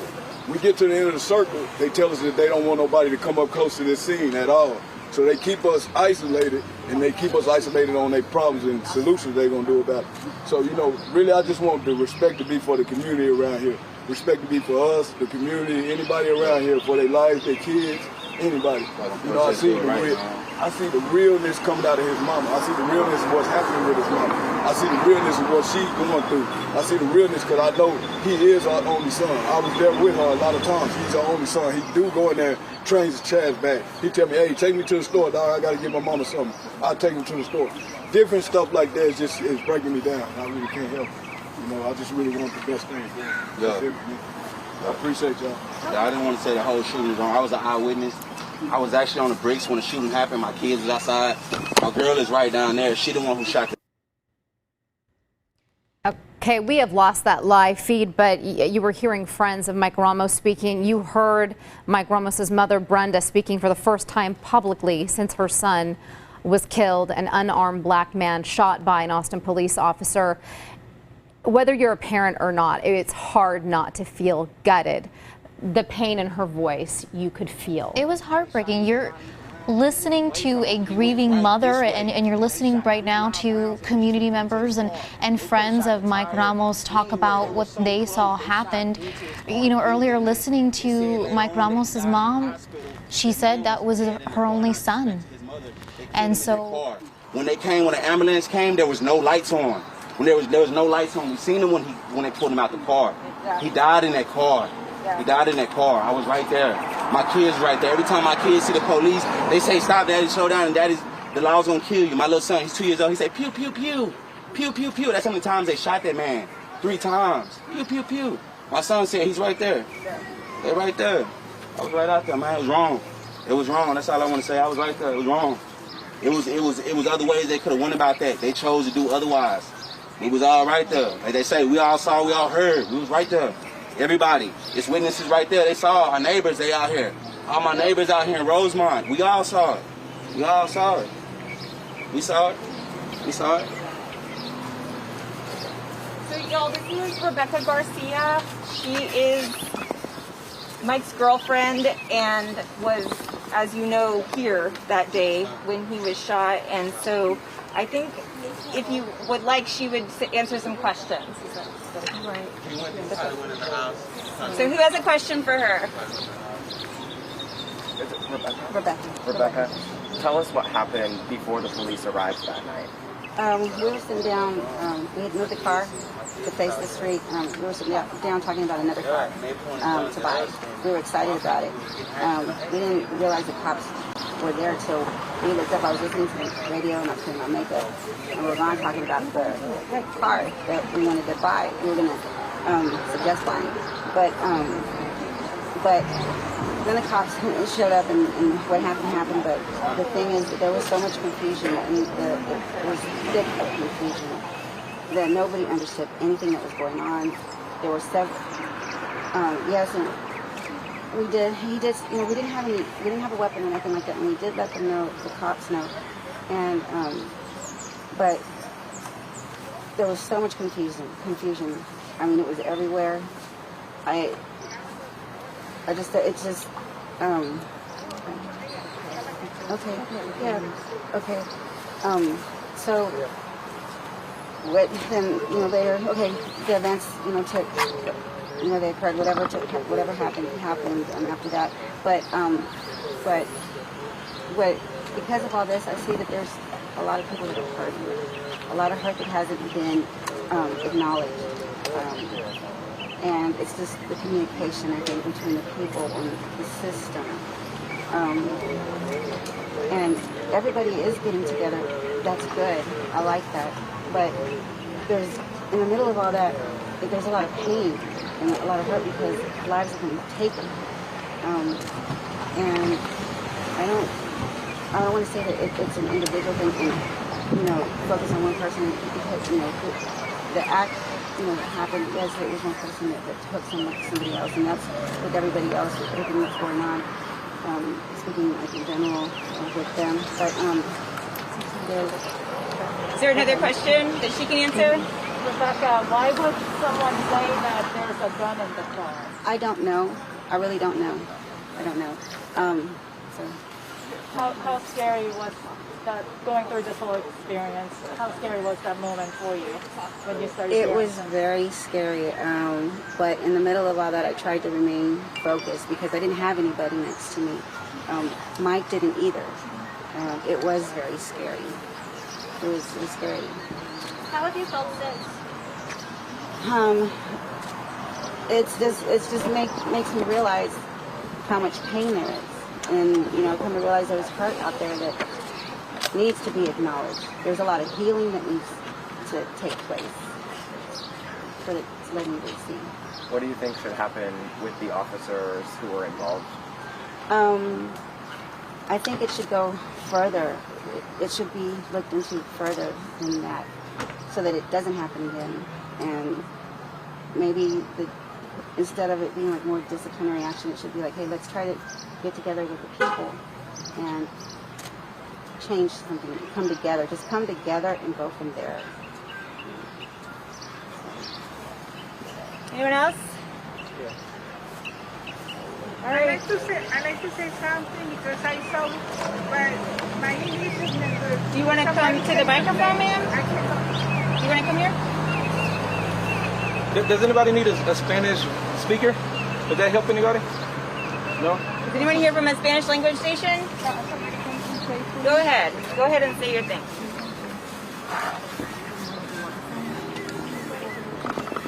My name is Celia Alvarado. I live in front. That happened. ¿Qué pasó aquí? Y yo vi por la ventana cuando llegó la policía. Ya estaban dos patrullas ahí, pero las demás patrullas fueron parándose aquí y bajó la policía con las armas listas y eran armas largas. So this is a neighbor who lives in the area of where Mike Ramos lives, and she's basically talking about from her perspective what she's seen go on and what happened that day in the incident.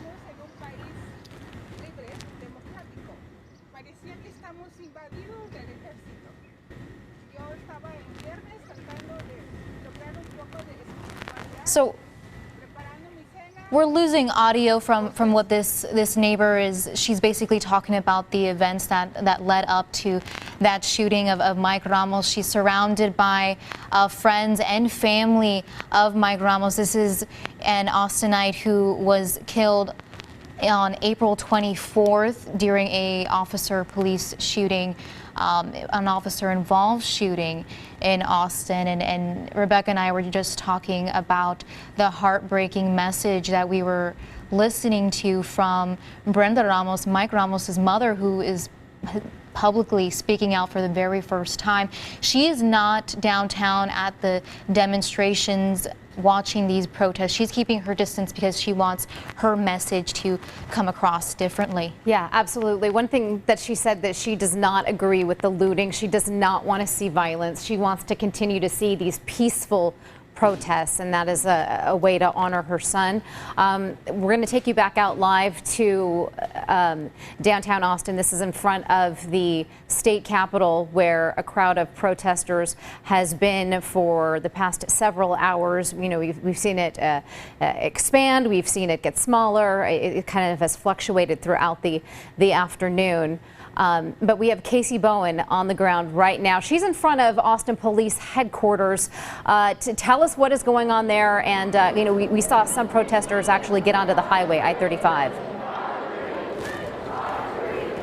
Yeah, hey there, guys. Things have definitely picked up since when we first came out here. When we first came out here, there were maybe 50, 75 protesters. A few kneeled down at the steps of APD headquarters. Now there's a couple of hundred, and they have actually were lining I-35 at one point. They've actually kind of dispersed a little bit, but now they are all raising their hands in solidarity. You can see signs and signs that read, "Here for our sisters and brothers. White silence equals police violence.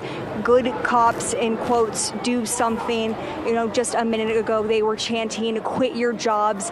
At the steps of the police headquarters, you can see police. There's quite a few dozen of them. You know, right now there's kind of a moment of silence almost. Actually, now that moment of silence has kind of ended, and now there's some clapping almost. But yeah, protesters just a little while ago actually took over I-35.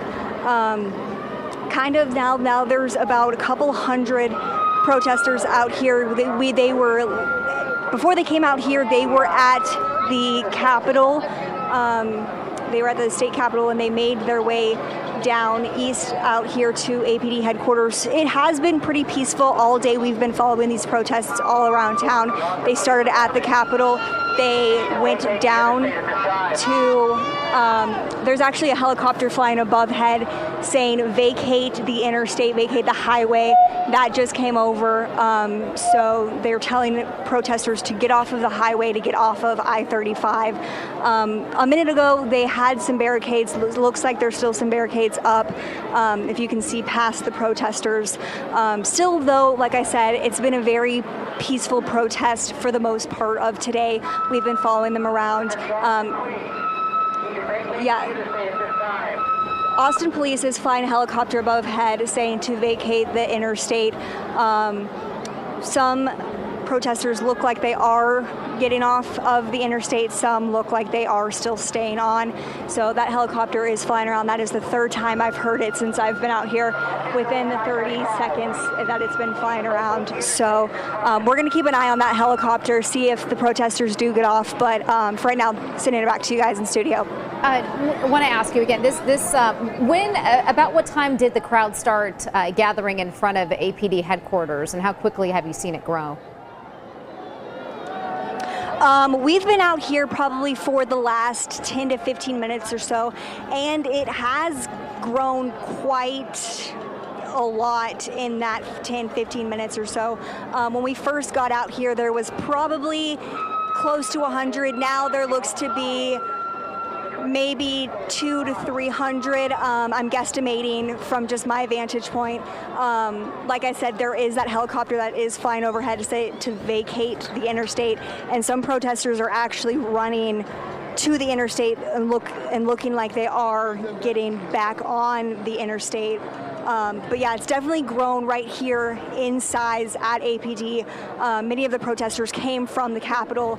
We kind of followed them along to APD headquarters, and right now this kind of looks like the meeting place that they are as of right now. And so far things are peaceful. There have not been any clashes between protesters and police. They're just holding the line in front of headquarters. Yeah, like I said, everything today has been pretty peaceful. Austin police looks like they are just standing at the front of the headquarters steps holding the line. From what I've seen, nothing has taken that turn to make anything violent. So everything from my end, from my vantage point, has been peaceful thus far. Casey, you're not able to see, but earlier we saw an overview shot and we saw people on top of I-35. We saw law enforcement, you can see, is blocking I-35, where we're seeing people block, and this is between 8th and 9th near APD headquarters, and you can see there are vehicles completely stopped on that service road on the other side. And from Casey's image, we were able to see that people were going up the embankment, making their way to I-35. We could see people on top, encouraging people to get up on top, and we saw a helicopter overhead, discouraging people from getting on top of that roadway. And if you look, it looks like would that be heading northbound? It's hard to tell from this. From this vantage point, but it looks like some cars have actually pulled over onto the side of the frontage road. Don't know if they are protesters themselves, or they've just pulled over for safety reasons. Mm-hmm. Traffic is completely slowed on that side, and it's completely stopped right there on that portion of I-35. EMS tweeted a little earlier saying that they've responded to approximately 19 protest-related incidents, and they ask people, please remain aware of your surroundings, know your location, call 911 if needed. We see law enforcement on top of I-35. We're seeing law enforcement lined up outside of APD headquarters. This is similar to what we were seeing last night and all of yesterday, where they're standing on top of the steps. But as Casey said, looks relatively peaceful. You have some people standing up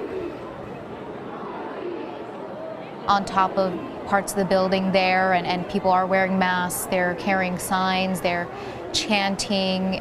Casey said that the crowd has grown in size. Casey, do you feel like the tone has shifted throughout the day since you first started at the Capitol? I wouldn't necessarily say the tone has shifted. Overall, it's still been relatively peaceful. People just want to kind of protest and get their message across. I think, you know, there was one point of the day when we were kind of at the front of the march and kind of at the front lines when police did back up and let protesters through an intersection, and there was kind of a shift in that moment when protesters kind of felt a little bit of a victory. And I will say that, you know, in that moment there were hugs and kind of cheers and applause, and I will say in that moment, you know, there was kind of a shift in that sense, but overall the tone kind of has just been, you know, we want to protest, we want to march, we want to be able to kind of get our point across. You know, it's been an overall peaceful day, you know, from the Capitol to City Hall to now APD headquarters. They just want to be able to get their message across, protest, and, you know, be able to, you know, have the freedom to speak out, and that's what they're doing right now. And this is where the protest pretty much ended up yesterday. Yes. As the day wore on. They were concentrated at APD headquarters. There's a lot of significance as to why they chose APD headquarters, and you know, listening to Mike Ramos's mother earlier today, this is these protests downtown are not just about George Floyd, they're about Mike Ramos. What are you hearing out there as far as people wanting to see, asking for local change, Casey? Yeah, I know people out here want change. Just, you know, from the time I've been out here, they were shouting at the cops, you know, quit their jobs. I think they think this is a systematic issue. It's not just one isolated incident. This is something that needs to be looked at, not just, you know, from a bird's eye view, but kind of underneath a microscope and look at it, you know, not just one specific incident, but kind of as a whole. And so, you know, there's, you know, as you can just read different signs, they're saying, you know, say their names, and cops protect and serve. You know, it's you know, I saw one sign that says, you know, we are the people, serve us. So people have these thoughts and these opinions, and they're wanting to get it across. So coming to police headquarters where they think there is this injustice is very symbolic in that sense. We're seeing a lot more people make their way up to I-35 right now. Yeah, you're seeing a lot of people climbing that grass embankment up to I-35, where police are standing in a line that is definitely increasing in numbers. If the producer people are still, like you said, even though there's this helicopter flying around telling them to vacate 35, people are still climbing up this, you know, embankment, and they're continuing to go up there. If we kind of walk maybe just a little bit more this way, there is a line all the way down 35 with just, it looks like law enforcement and just protesters. It's not just in front of APD headquarters, but it's all the way down 35 as well. So we're just going to kind of give you a little glimpse of that. So it's I'm so sorry. It's all the way down 35. So, you know, this is just continuing to increase in size, and more people are showing up. You know, like we said, it was at the Capitol. They came down to APD headquarters, and more important people are continuing to show up. So you can still see them heading up the embankment onto 35. People are encouraging them, even though, like we said, the helicopter flying around, APD's helicopter flying around, telling them to vacate the interstate. And I'm sure when there is downtime, you're going to be able to talk with these protesters and ask them about why I-35. We touched on this earlier. Mm-hmm. I-35 has long been seen as a racial barrier dividing the city between historically Black East Austin with the rest of Austin. There are many people who want to see the divide end. They don't want to see this freeway cutting, the community in half. They want to see that unity. So it'd be very interesting to hear the perspective of the protesters who were there this afternoon. Historically, I-35 completely divides. In one way, the socioeconomic difference within the communities, as you mentioned, black, brown communities grew up on the east side, raised on the east side, had businesses on the east side, and before, people wouldn't go over to the east side, and there was just this segregation within Austin that separated. I-35 was that symbolic road where people would not cross. Sorry, I don't mean to cut you off, but actually, if you look, there is some type of smoke that is being thrown right now. I don't know exactly what that is. If that is, it looks like it's coming from the protesters, but it's coming from. It looks like yeah. So don't know if that's fireworks, some type of gas, but like you said, it looks like it's coming from. It's at least protesters, but a heavy amount of smoke coming from 35 right now. Oh, okay, the protesters, as you can The see it. protesters are running from it, so we're not sure if it came from APD or if it was set off amongst the protesters. A lot of people running off of I-35 now. Back toward APD headquarters. Man, you can see the crowd now. If you didn't how many people are up there. Right. You couldn't really tell when they were on the freeway from the vantage point that we have, but now you can see. People are sitting down and running from. It looks like it's some sort of irritant because people are covering their eyes and noses. Yeah, guys. It's tear gas, and I'm gonna throw it back to you guys in studio. Okay, get yourself to safety and make sure to keep a safe distance. As we mentioned just a while ago, we saw that smoke coming on top of I-35 and the crowd dispersed. You can see there's no more protesters on top of 35 and law enforcement making their way down. People are running from 35. As Rebecca said, there was some irritant tear gas is what Casey is smelling and seeing out there that dispersed the crowd from being on top of I-35. Yeah, that was quick. This is 8th Street. Yes, we're still near APD headquarters where people are running away from 35, running away from that smoke gas. We hear coughing. That might be our own photographer coughing from the fumes that came off. Okay, you can see that congregation of Austin police officers on I-35 southbound right now. Protesters are on 8th Street in front of APD headquarters. Looks like tear gas was used and looks like it's continuing to be used to get them off of the highway. Someone is struggling right in front of our camera, actually. I think it's Casey. Casey, are you okay? Oh, gosh. Casey's covering her face right now. Okay, it looks like she was affected by that tear gas. That's painful. Yes. That's not a comfortable feeling. That tear gas reached extremely far because she was not on top of I-35. She was not near the embankment. She was still in front of APD headquarters when everybody started running in that direction. So that has a very large distance. Yeah, I don't know if it's windy and that's why it carried that far. It could have been. APD officers are still on top of APD headquarters still. Okay, I think we have her back. Casey, obviously, it looks like you got some tear gas in your eyes. How are you doing? Yeah, the tear gas definitely came down from 35. We did get hit with it. It did get in our eyes and in my photog's face, but we are doing okay.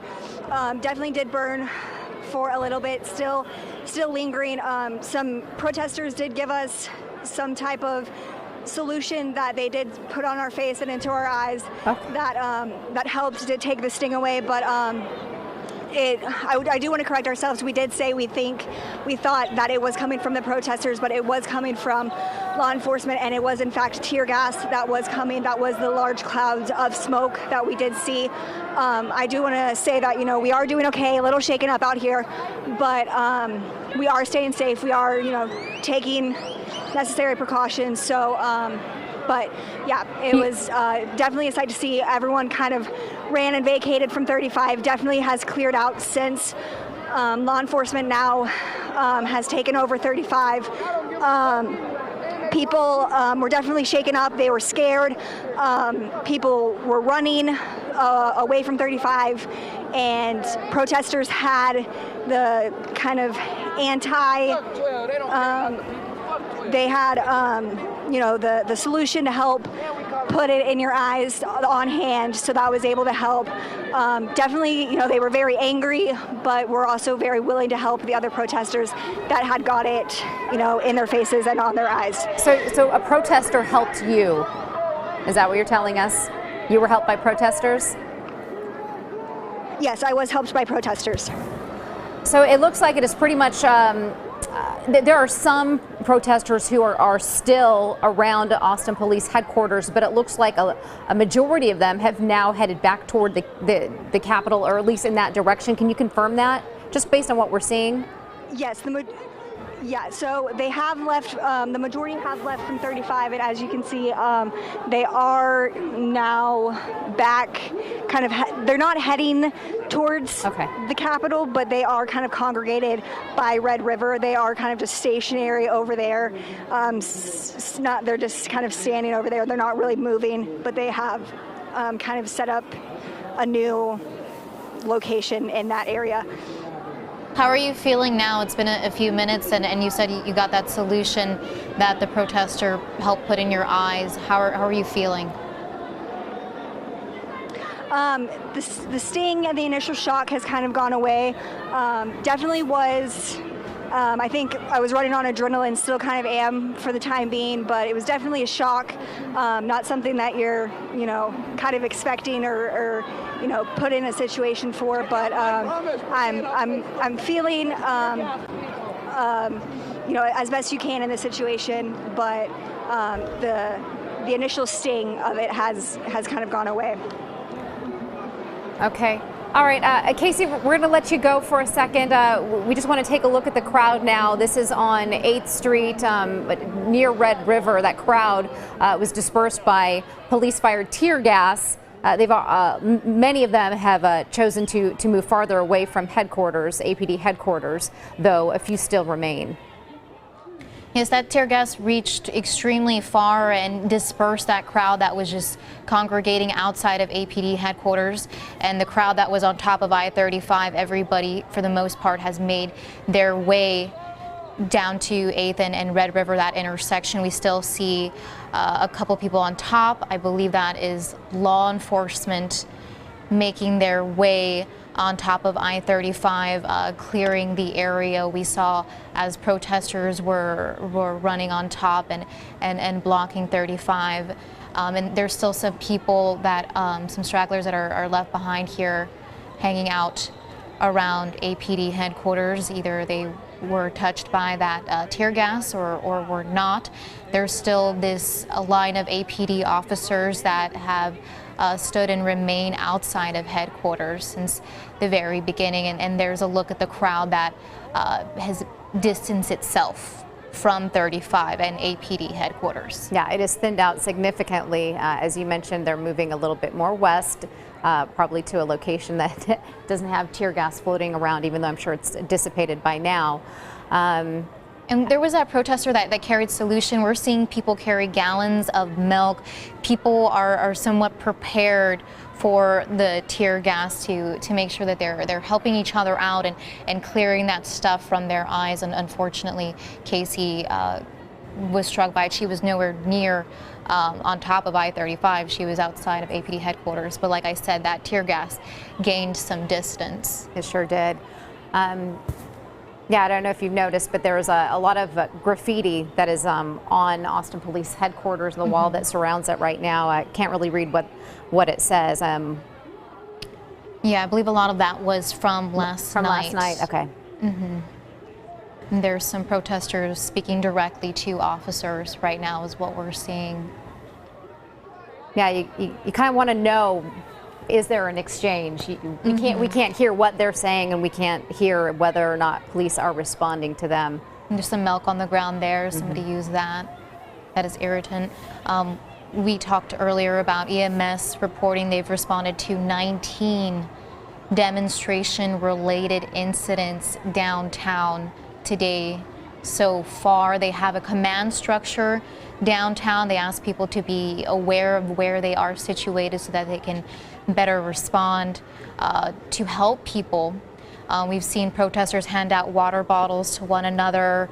We've seen people lift each other up as they're out here demonstrating. It's been a long day. This began before noon outside of the Capitol, and it made its way towards City Hall, APD headquarters, over I-35.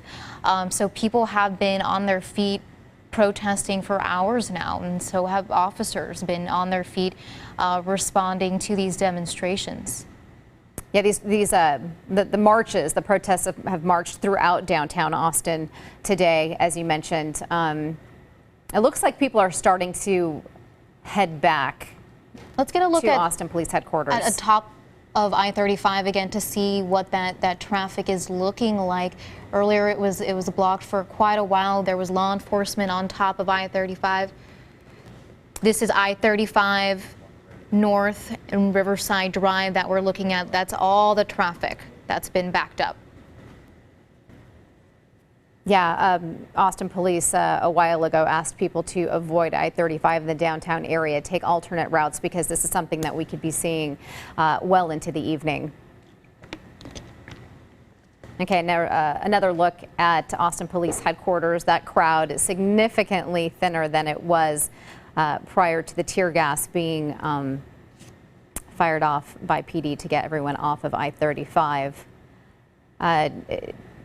Okay. Yeah, do we still see that crowd that is on 8th and Red River? Are they still there? Okay, that's the only shot we have right now. Yeah, from what I understand, a majority of the people have moved to 8th and Red River, still next to Austin Police Headquarters, but they have moved away from I-35. And, you know, throughout the day, we've seen hundreds of people downtown in different areas of downtown. There was a large crowd outside of APD headquarters before that tear gas was released on top of I-35. People made their way to Red River, and there's a lot of crowds downtown demonstrating today. So I-35 is a problematic area. It was a problematic area yesterday's law enforcement did kind of what we're seeing today, where they were responding to people getting on top of I-35 and demonstrating and making their way back to APD headquarters. Officers have had to use non-lethal weapons, have to use rubber bullets or tear gas, bean bags in some cases to disperse crowds. We saw a little bit of that today, but for the most part, we've seen that these demonstrations have kept a peaceful tone.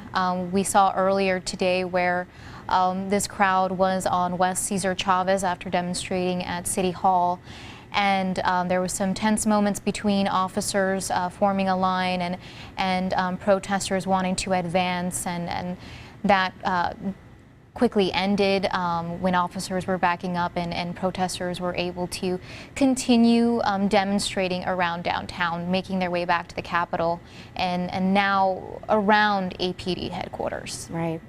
We still haven't heard from Chief Brian Manley. The last we heard yesterday, he had put out a tweet saying our officers are working to keep the community safe with compassion, professionalism, and respect as the demonstration continues downtown. Well, we're now into day 2. Of the weekend anyway. We appreciate peaceful protest and will continue to provide a safe space for the community to express emotions, which we did see happen in front of Austin City Hall earlier on Cesar Chavez. There was a line of police kind of blocking them from moving for a while, and then they decided to, okay, let's back off and let these people continue with their march, which they did. But we still have not heard from Brian Manley today. And in that, we saw at one point the officers that are on top of horses, mounted on top of horses, they looked as if they were, you know, guiding the crowd safely through these streets, because there's still a lot of of people moving around downtown. There's some traffic. Well, there's no specific roads that are barricaded to people right now for people to roam around freely. So there is a lot of foot traffic downtown right now, and still trying to maneuver around some of these cars that are making their way on I-35 and in other areas. This is outside of APD headquarters. It looks like the crowd is beginning to come back after they dispersed a couple of minutes ago. Because of that tear gas had a very long range. It even struck one of our reporters, Casey Bowen, who is down there near APD headquarters. She said that a protester helped them by giving them solution to put in their eyes, and she was able to get some of the sting, some of that irritant out, and is taking a breath right now, recovering and talking to protesters. Yeah, we saw a lot of people carrying around jugs of milk, which kind of help take the sting out. They came well prepared. We saw this happen last night. Officers were forced to use these non-lethal forces, use of forces. So. Yeah, as we're seeing more and more people starting to make their way back to the very front of police headquarters. They had moved closer to Red River, but it looks like a lot of people are starting to make their way back.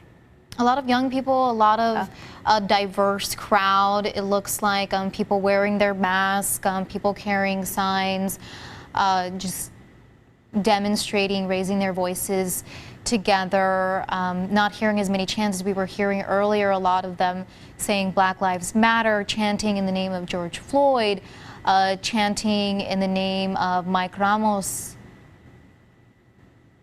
And so a lot of communication back and forth, and a lot of messages being set across this movement today.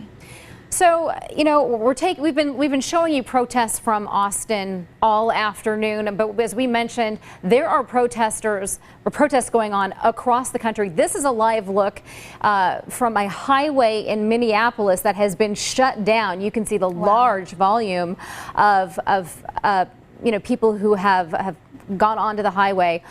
We can't confirm which highway this is. We're hearing I-35, but we don't know.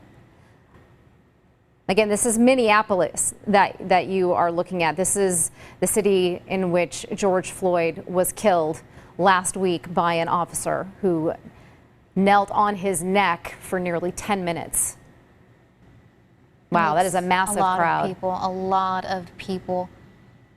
And again, this is right. We're seeing protests in cities across America: Los Angeles, Detroit, New York, Atlanta. Phoenix, obviously here in Austin. What you're looking at again is a highway in Minneapolis, and showing cars just completely at a standstill on all of these roads. Right. And the screen to your left, this is from Washington, D.C. You can see police officers lined up. Okay, to the left of the screen, these are police officers. Don't see the protesters in D.C., but there are protests going on there. Now, do we have any? Okay, so we're back here in Austin now. This is in front of Austin Police Headquarters, where that crowd is starting to grow. Yes, and so this crowd dispersed a couple of minutes ago because of the tear gas that was shot from I-35 from officers, and this crowd moved towards East 8th and Red River to get some more distance on everything that's going on. And the crowd has made its way back in front of APD headquarters. And you know, that tear gas really made some distance, and that's why people have had to distance themselves. Yeah. It was good to see that the protesters were helping each other out. Our producer is telling us, yes, helping Casey out. Our producer tells us it was not tear gas, it was pepper spray, is what they are saying, that they were able to confirm that it was pepper spray. Okay. Either way, that's, you know, it stings. That does not feel good. And makes sense as to why everyone moved towards East 8th and Red River. But now they've made their way back. This is a critical place in Austin that people have chosen to stand in front of, and we see as protesters throughout the day yesterday were making a point to go back onto I-35 and back to APD headquarters.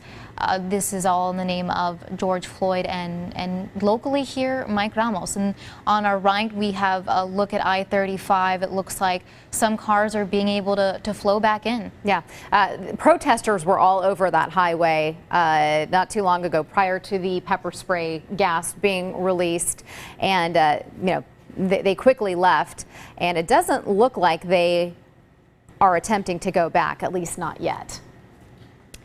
Nope, that pepper spray or tear gas, whatever that was, definitely discouraged the crowd from making their way back onto I-35. It looks like the crowd has just decided to congregate outside of APD headquarters, trying to keep their distance. We're seeing some of them hug and reunite here. It's nice to see a little bit of love out there. Yeah, So I-35 northbound, it looks like they are starting to reopen to traffic. Nonetheless, I would avoid this area, and APD has advised people to do the same. If you don't need to be driving I-35 anywhere near downtown, please avoid the area. This is North I-35 and Riverside Drive. Earlier we saw these cars at a standstill, just slowly moving on through it. And now it looks like it's opening back up. It looks like people are able to get on. But if yesterday was any indication of what today is going to look like, it's best to just avoid I-35 altogether, because you don't know when it might be blocked up again. Right, but at this point, all of those protesters are gone from I-35. They have moved away. They are in front of Austin Police headquarters. Some of them are still lingering around Red River and 8th Street, but it looks like some of them are starting to move back in front of APD. A lot of people milling around right now. Some people are holding signs. It's been a long day. They started out at the Capitol around noon. There was still some people before that congregating around the Capitol, and then making their way down Congress to City Hall to, back over to the Capitol and then APD headquarters. So a lot of people downtown, a large group, large crowds. All right. So again, these protests have been going on all day. I'm going to step out for a moment. We have Destiny Chance coming in to talk about what's going on today with you, Natalie. Yes, we are preparing for the 5 o'clock newscast. Rebecca and Natalie, you all have been doing a tremendous job just updating our viewers here and just coming to give a little bit of relief, because that's what live TV is. While you guys have been down here in studio. Oh, Destiny, we're still trying to figure out your audio really quick, but Destiny is in. She is going to be talking about everything that's been going on right now. Destiny, how are you doing? Hey, I'm doing okay. Seems like the protests have been pretty peaceful, so that is a bit of relief today, as we all have been watching. But yeah, Natalie, you have been with us since yesterday, covering all of this, and today for hours with Rebecca Thomas. We have been preparing for the 5 o'clock show and the 9 o'clock show, and I've been staying updated on social media about what's been going on. But I guess the thing at the forefront here and what we're looking at live is I-35. Casey Bowen, she was just out there, and she was hit with, what is it? They weren't sure it was tear gas or pepper spray. Confirmed pepper spray, excuse me, stung with it, and you saw that crowd that moved towards 8th and Red River, and they made their way right back right in front of APD headquarters. So you've been hearing a lot and seeing a lot from home. What have you been seeing online? What are people saying about all of what's going on here in Austin? So here's kind of a timeline from my eyes. When I came into work, I started with the Austin Police Department. I went on their Twitter just to see their updates starting this afternoon, saying a march is planned to begin at noon in downtown Austin, but we all know that the Austin Justice Coalition, they were going to put on a protest, but then decided to cancel it, but protesters still showed up, and the director or president, Chaz Moore, he still ended up speaking at one of those protests. Everything was peaceful at that location, and then a couple of hours later, we learned that Michael Ramos's mother would be speaking. So we've had multiple crews, at least from my eyes, on the ground by the Capitol, by City Hall, and definitely outside of the downtown area. But the main things that stand out to me is, Chaz said this when he was speaking to Mrs. Ramos, and he had all the news crews out there. He said that it would just be ignorant to ignore that Mike Ramos was a hashtag of our own here in Austin, and I think that this comes at the heels of so many things that are going on across the nation and our globe, including what happened with George Floyd. But here locally in Austin, that is what we've been seeing with a lot of the posters, the t-shirts, the hashtags. Literally everything that everyone's seeing on the ground is what we're seeing, which is to protest for equality. So that is what I'm seeing. And you spoke to Chaz Moore earlier in the week, talking about community policing. What did you take away from that? He's always great sound because he's definitely passionate about what he does. And that's the equality for black and brown people, which is clear as day as what they're fighting for today, someone who is brown, and then George Floyd, who is black. And he was just saying, because the report was about the auditor's office released a report from APD talking about some disproportionate ratios that they found when it comes to race, class, and all of that with the Austin Police Department. And Chaz basically said it was no surprise to him, and he's seen that in recent things that we've been reporting, that other places have been reporting, and what they have been advocating for, which is equality for black and brown people. So he was just saying he's heard it all before, and now is the time to, what are they doing right there? It looks like we're seeing law enforcement DPS. This is on the right-hand side of the screen. It's DPS at the Capitol moving. They are lined up outside the front of the Capitol. Protesters are not allowed to get on Capitol grounds today, so they formed the line, and they've been pretty much posted out there the entire time. So this is one crowd that has remained at the Capitol, and then on our left side of the screen we're seeing this is the crowd outside of APD headquarters. So thousands of people have made their way down to Austin downtown this weekend, and we're seeing different crowds choosing to demonstrate at different locations. Yeah, I've also been seeing, our multiple crews on the ground as we've been reporting on the air and on social media. They're traveling and moving as the protesters are. So we're showing you things live as it happens. And one thing that I just keep replaying in my mind, at least, when we just had the live coverage of Casey, she was right beside I-35, and we saw the aerial shot. I believe that was from one of the tower shots or tower cam shots that we have. And it showed an overview of I-35, which had a lot of people on it at one point. And the Austin Police Department on Twitter, I checked about an hour ago, they said, people should not be standing on the bridge. It is a safety hazard. And soon after, I just saw smoke. I had no idea what it was. And you and Rebecca were saying, what is that? And Casey was actually on the ground. And she said, okay, you guys, it is something, and I got to go. And a couple minutes later, we found out that it was. But they have dispersed off of the bridge, at least it seems like, from our views. But they're still gathering outside of APD headquarters, which is right off of I-35 in the downtown area. Yes, and as we keep talking about, I-35 was a problematic area yesterday. It remains a problematic area today, where we're seeing protesters hop onto the highway and then hop right back off. But that pepper spray that definitely deterred protesters right now. We're not seeing anybody climb back on. But this is an area of I-35, 8th and 9th that people should avoid driving by, because if yesterday was any indication of today, we might see people hop back on. But the main point is seeing these crowds gather outside of Capitol, City Hall, and APD headquarters, all in the name of George Floyd and locally here, Mike Ramos. Yeah, and I mean, for those that don't know, George Floyd does have ties to Texas. He is from Houston, and he was actually out of town for a work trip when this happened to him on Monday. There have been protests worldwide coming at the aftermath of, the Houston native George Floyd's death, where a Minneapolis police officer choked him to death by taking his knee and pressing all of his weight onto George Floyd's neck. And it's a heartbreaking video. It is tough to watch. Very. It is tough to watch. And when I reflect on this movement, And I think back to when I was a college journalist in St. Louis, I see immediate similar images of Ferguson.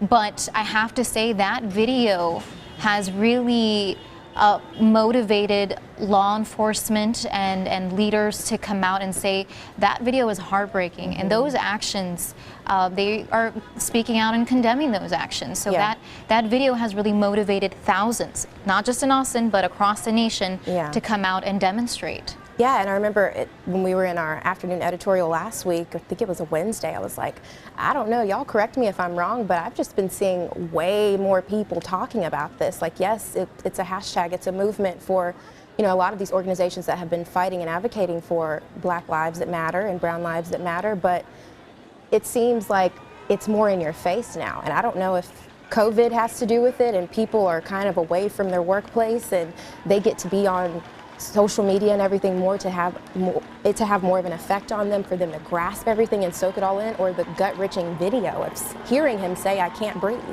and hearing him plead for his life after he said he didn't do anything. So I think a lot of that is probably at the forefront, and you see all of these posters that say those things about George Floyd, and I think that's what we're seeing here today, George Floyd and Mike Ramos. And we just heard from Mike Ramos's mom not too long ago. Exactly, that was tough to watch. Mike Ramos publicly speaking for the very first time, his mother speaking for the very first time, saying that was her only child. Mike Ramos was her only child. She says she cries every day. She was asking for Chief Manley's response, saying, why hasn't that officer been prosecuted, that why is that officer on the streets, and then also pleading with the community, saying, if you're going to be out here and you're going to demonstrate on behalf of Mike Ramos, to do so peacefully. The reason she didn't want to come out to the demonstrations is because she didn't want to encourage people to loot or to cause destruction. She wanted her son's name to be associated with a peaceful demonstration. And she made that very clear. They were like, what do you think of all the, and before the person even finished their question, she said, I don't condone it, I don't like it, I'm here for my son. And I think us hearing directly from the mom, obviously that was very hard to listen to and to watch. We then heard from Chaz Moore a little bit before that, the attorneys that are working with her, the friends and family that were there and witnessed him getting shot and killed, and all of them, we've got to hear from them. And it's remarkable, it's on a day like today. Sunday is the first day that she spoke out publicly to everyone about her son. Because that happened on April 24th, and this motivated her to go out and speak publicly, hoping to hear from the police department, hoping to hear from Chief Manley himself. And this is a shot outside of APD headquarters, where a large crowd has gathered. We have another large crowd outside of the Capitol itself, where people are demonstrating, wearing masks, carrying signs that say Black Lives Matter, people chanting, I can't breathe, people chanting in George Floyd's name. It looks like I-35 traffic is picking up slowly. Still, I'd avoid this area. It's become a problematic area. And earlier we were talking about the Austin Justice Coalition and Brenda Ramos speaking for the first time, which is Michael Ramos's mother. I believe we do have some sound that we want to cut to so you guys can listen to what she had to say earlier. That's why I couldn't be there today, what was going on. I've been watching, which I could barely watch, and it hurts me. I don't want no violence. I just want peace and quiet and respect for me, my son, my family. Yeah, and that was sound just now from Brenda Ramos, which is Mike Ramos's mother. All of the people standing behind her, I like to look at facial expressions whenever we're doing coverage like this or in general, and I can tell that they, mustered up the energy and the courage to be here. The day is a little bit gloomy, and and it's not clear, it's not really sunny, it's kind of setting the tone for what they had to talk about, which was his death. And I was tweeting out a few quotes that she was saying, and I remember her calling out the specific officer that shot and killed him. And she was just asking, why hasn't he been suspended? Why hasn't he been fired? He killed my one and only son. And she also said that she is at an age where she needs her son and she can't right now because he's taken from her. So I think all of that sound was truly telling tonight. I agree. Austin Police Association tweeting to our Austinites, we apologize for the delay. Our officers are currently dealing with downtown protests and simultaneously dealing with many emergencies citywide. Quote, that's Austin Police Association, and in their tweet they have a picture of different calls that they're receiving, disturbances, burglaries. You know, earlier we mentioned that APD was responding to a possible looting incident at Lakeline Mall. So we see that there's a heavy police law enforcement presence downtown. You're looking at two different shots of crowds outside of APD headquarters and the Capitol, and there's DPS down there. So there's the heavy concentration downtown right now. Yeah, and I also tweeted this earlier. Hashtag Austin protests is trending on Twitter in Texas right now. Last time I checked, I think it was 3,400 people that were talking about it. So everyone is definitely tuned in to what's going on here in our area in Central Texas, as many protests and gatherings are happening across the globe. And that is one thing that we are preparing to discuss more about during our 5 o'clock newscast and 9 o'clock. But that's we're online. We have reporters on the ground. We have a live stream rolling and online, on air. We're going to continue to keep you guys updated about what is going downtown and how things are unfolding. We're going to take a quick break and we'll be back in just a minute.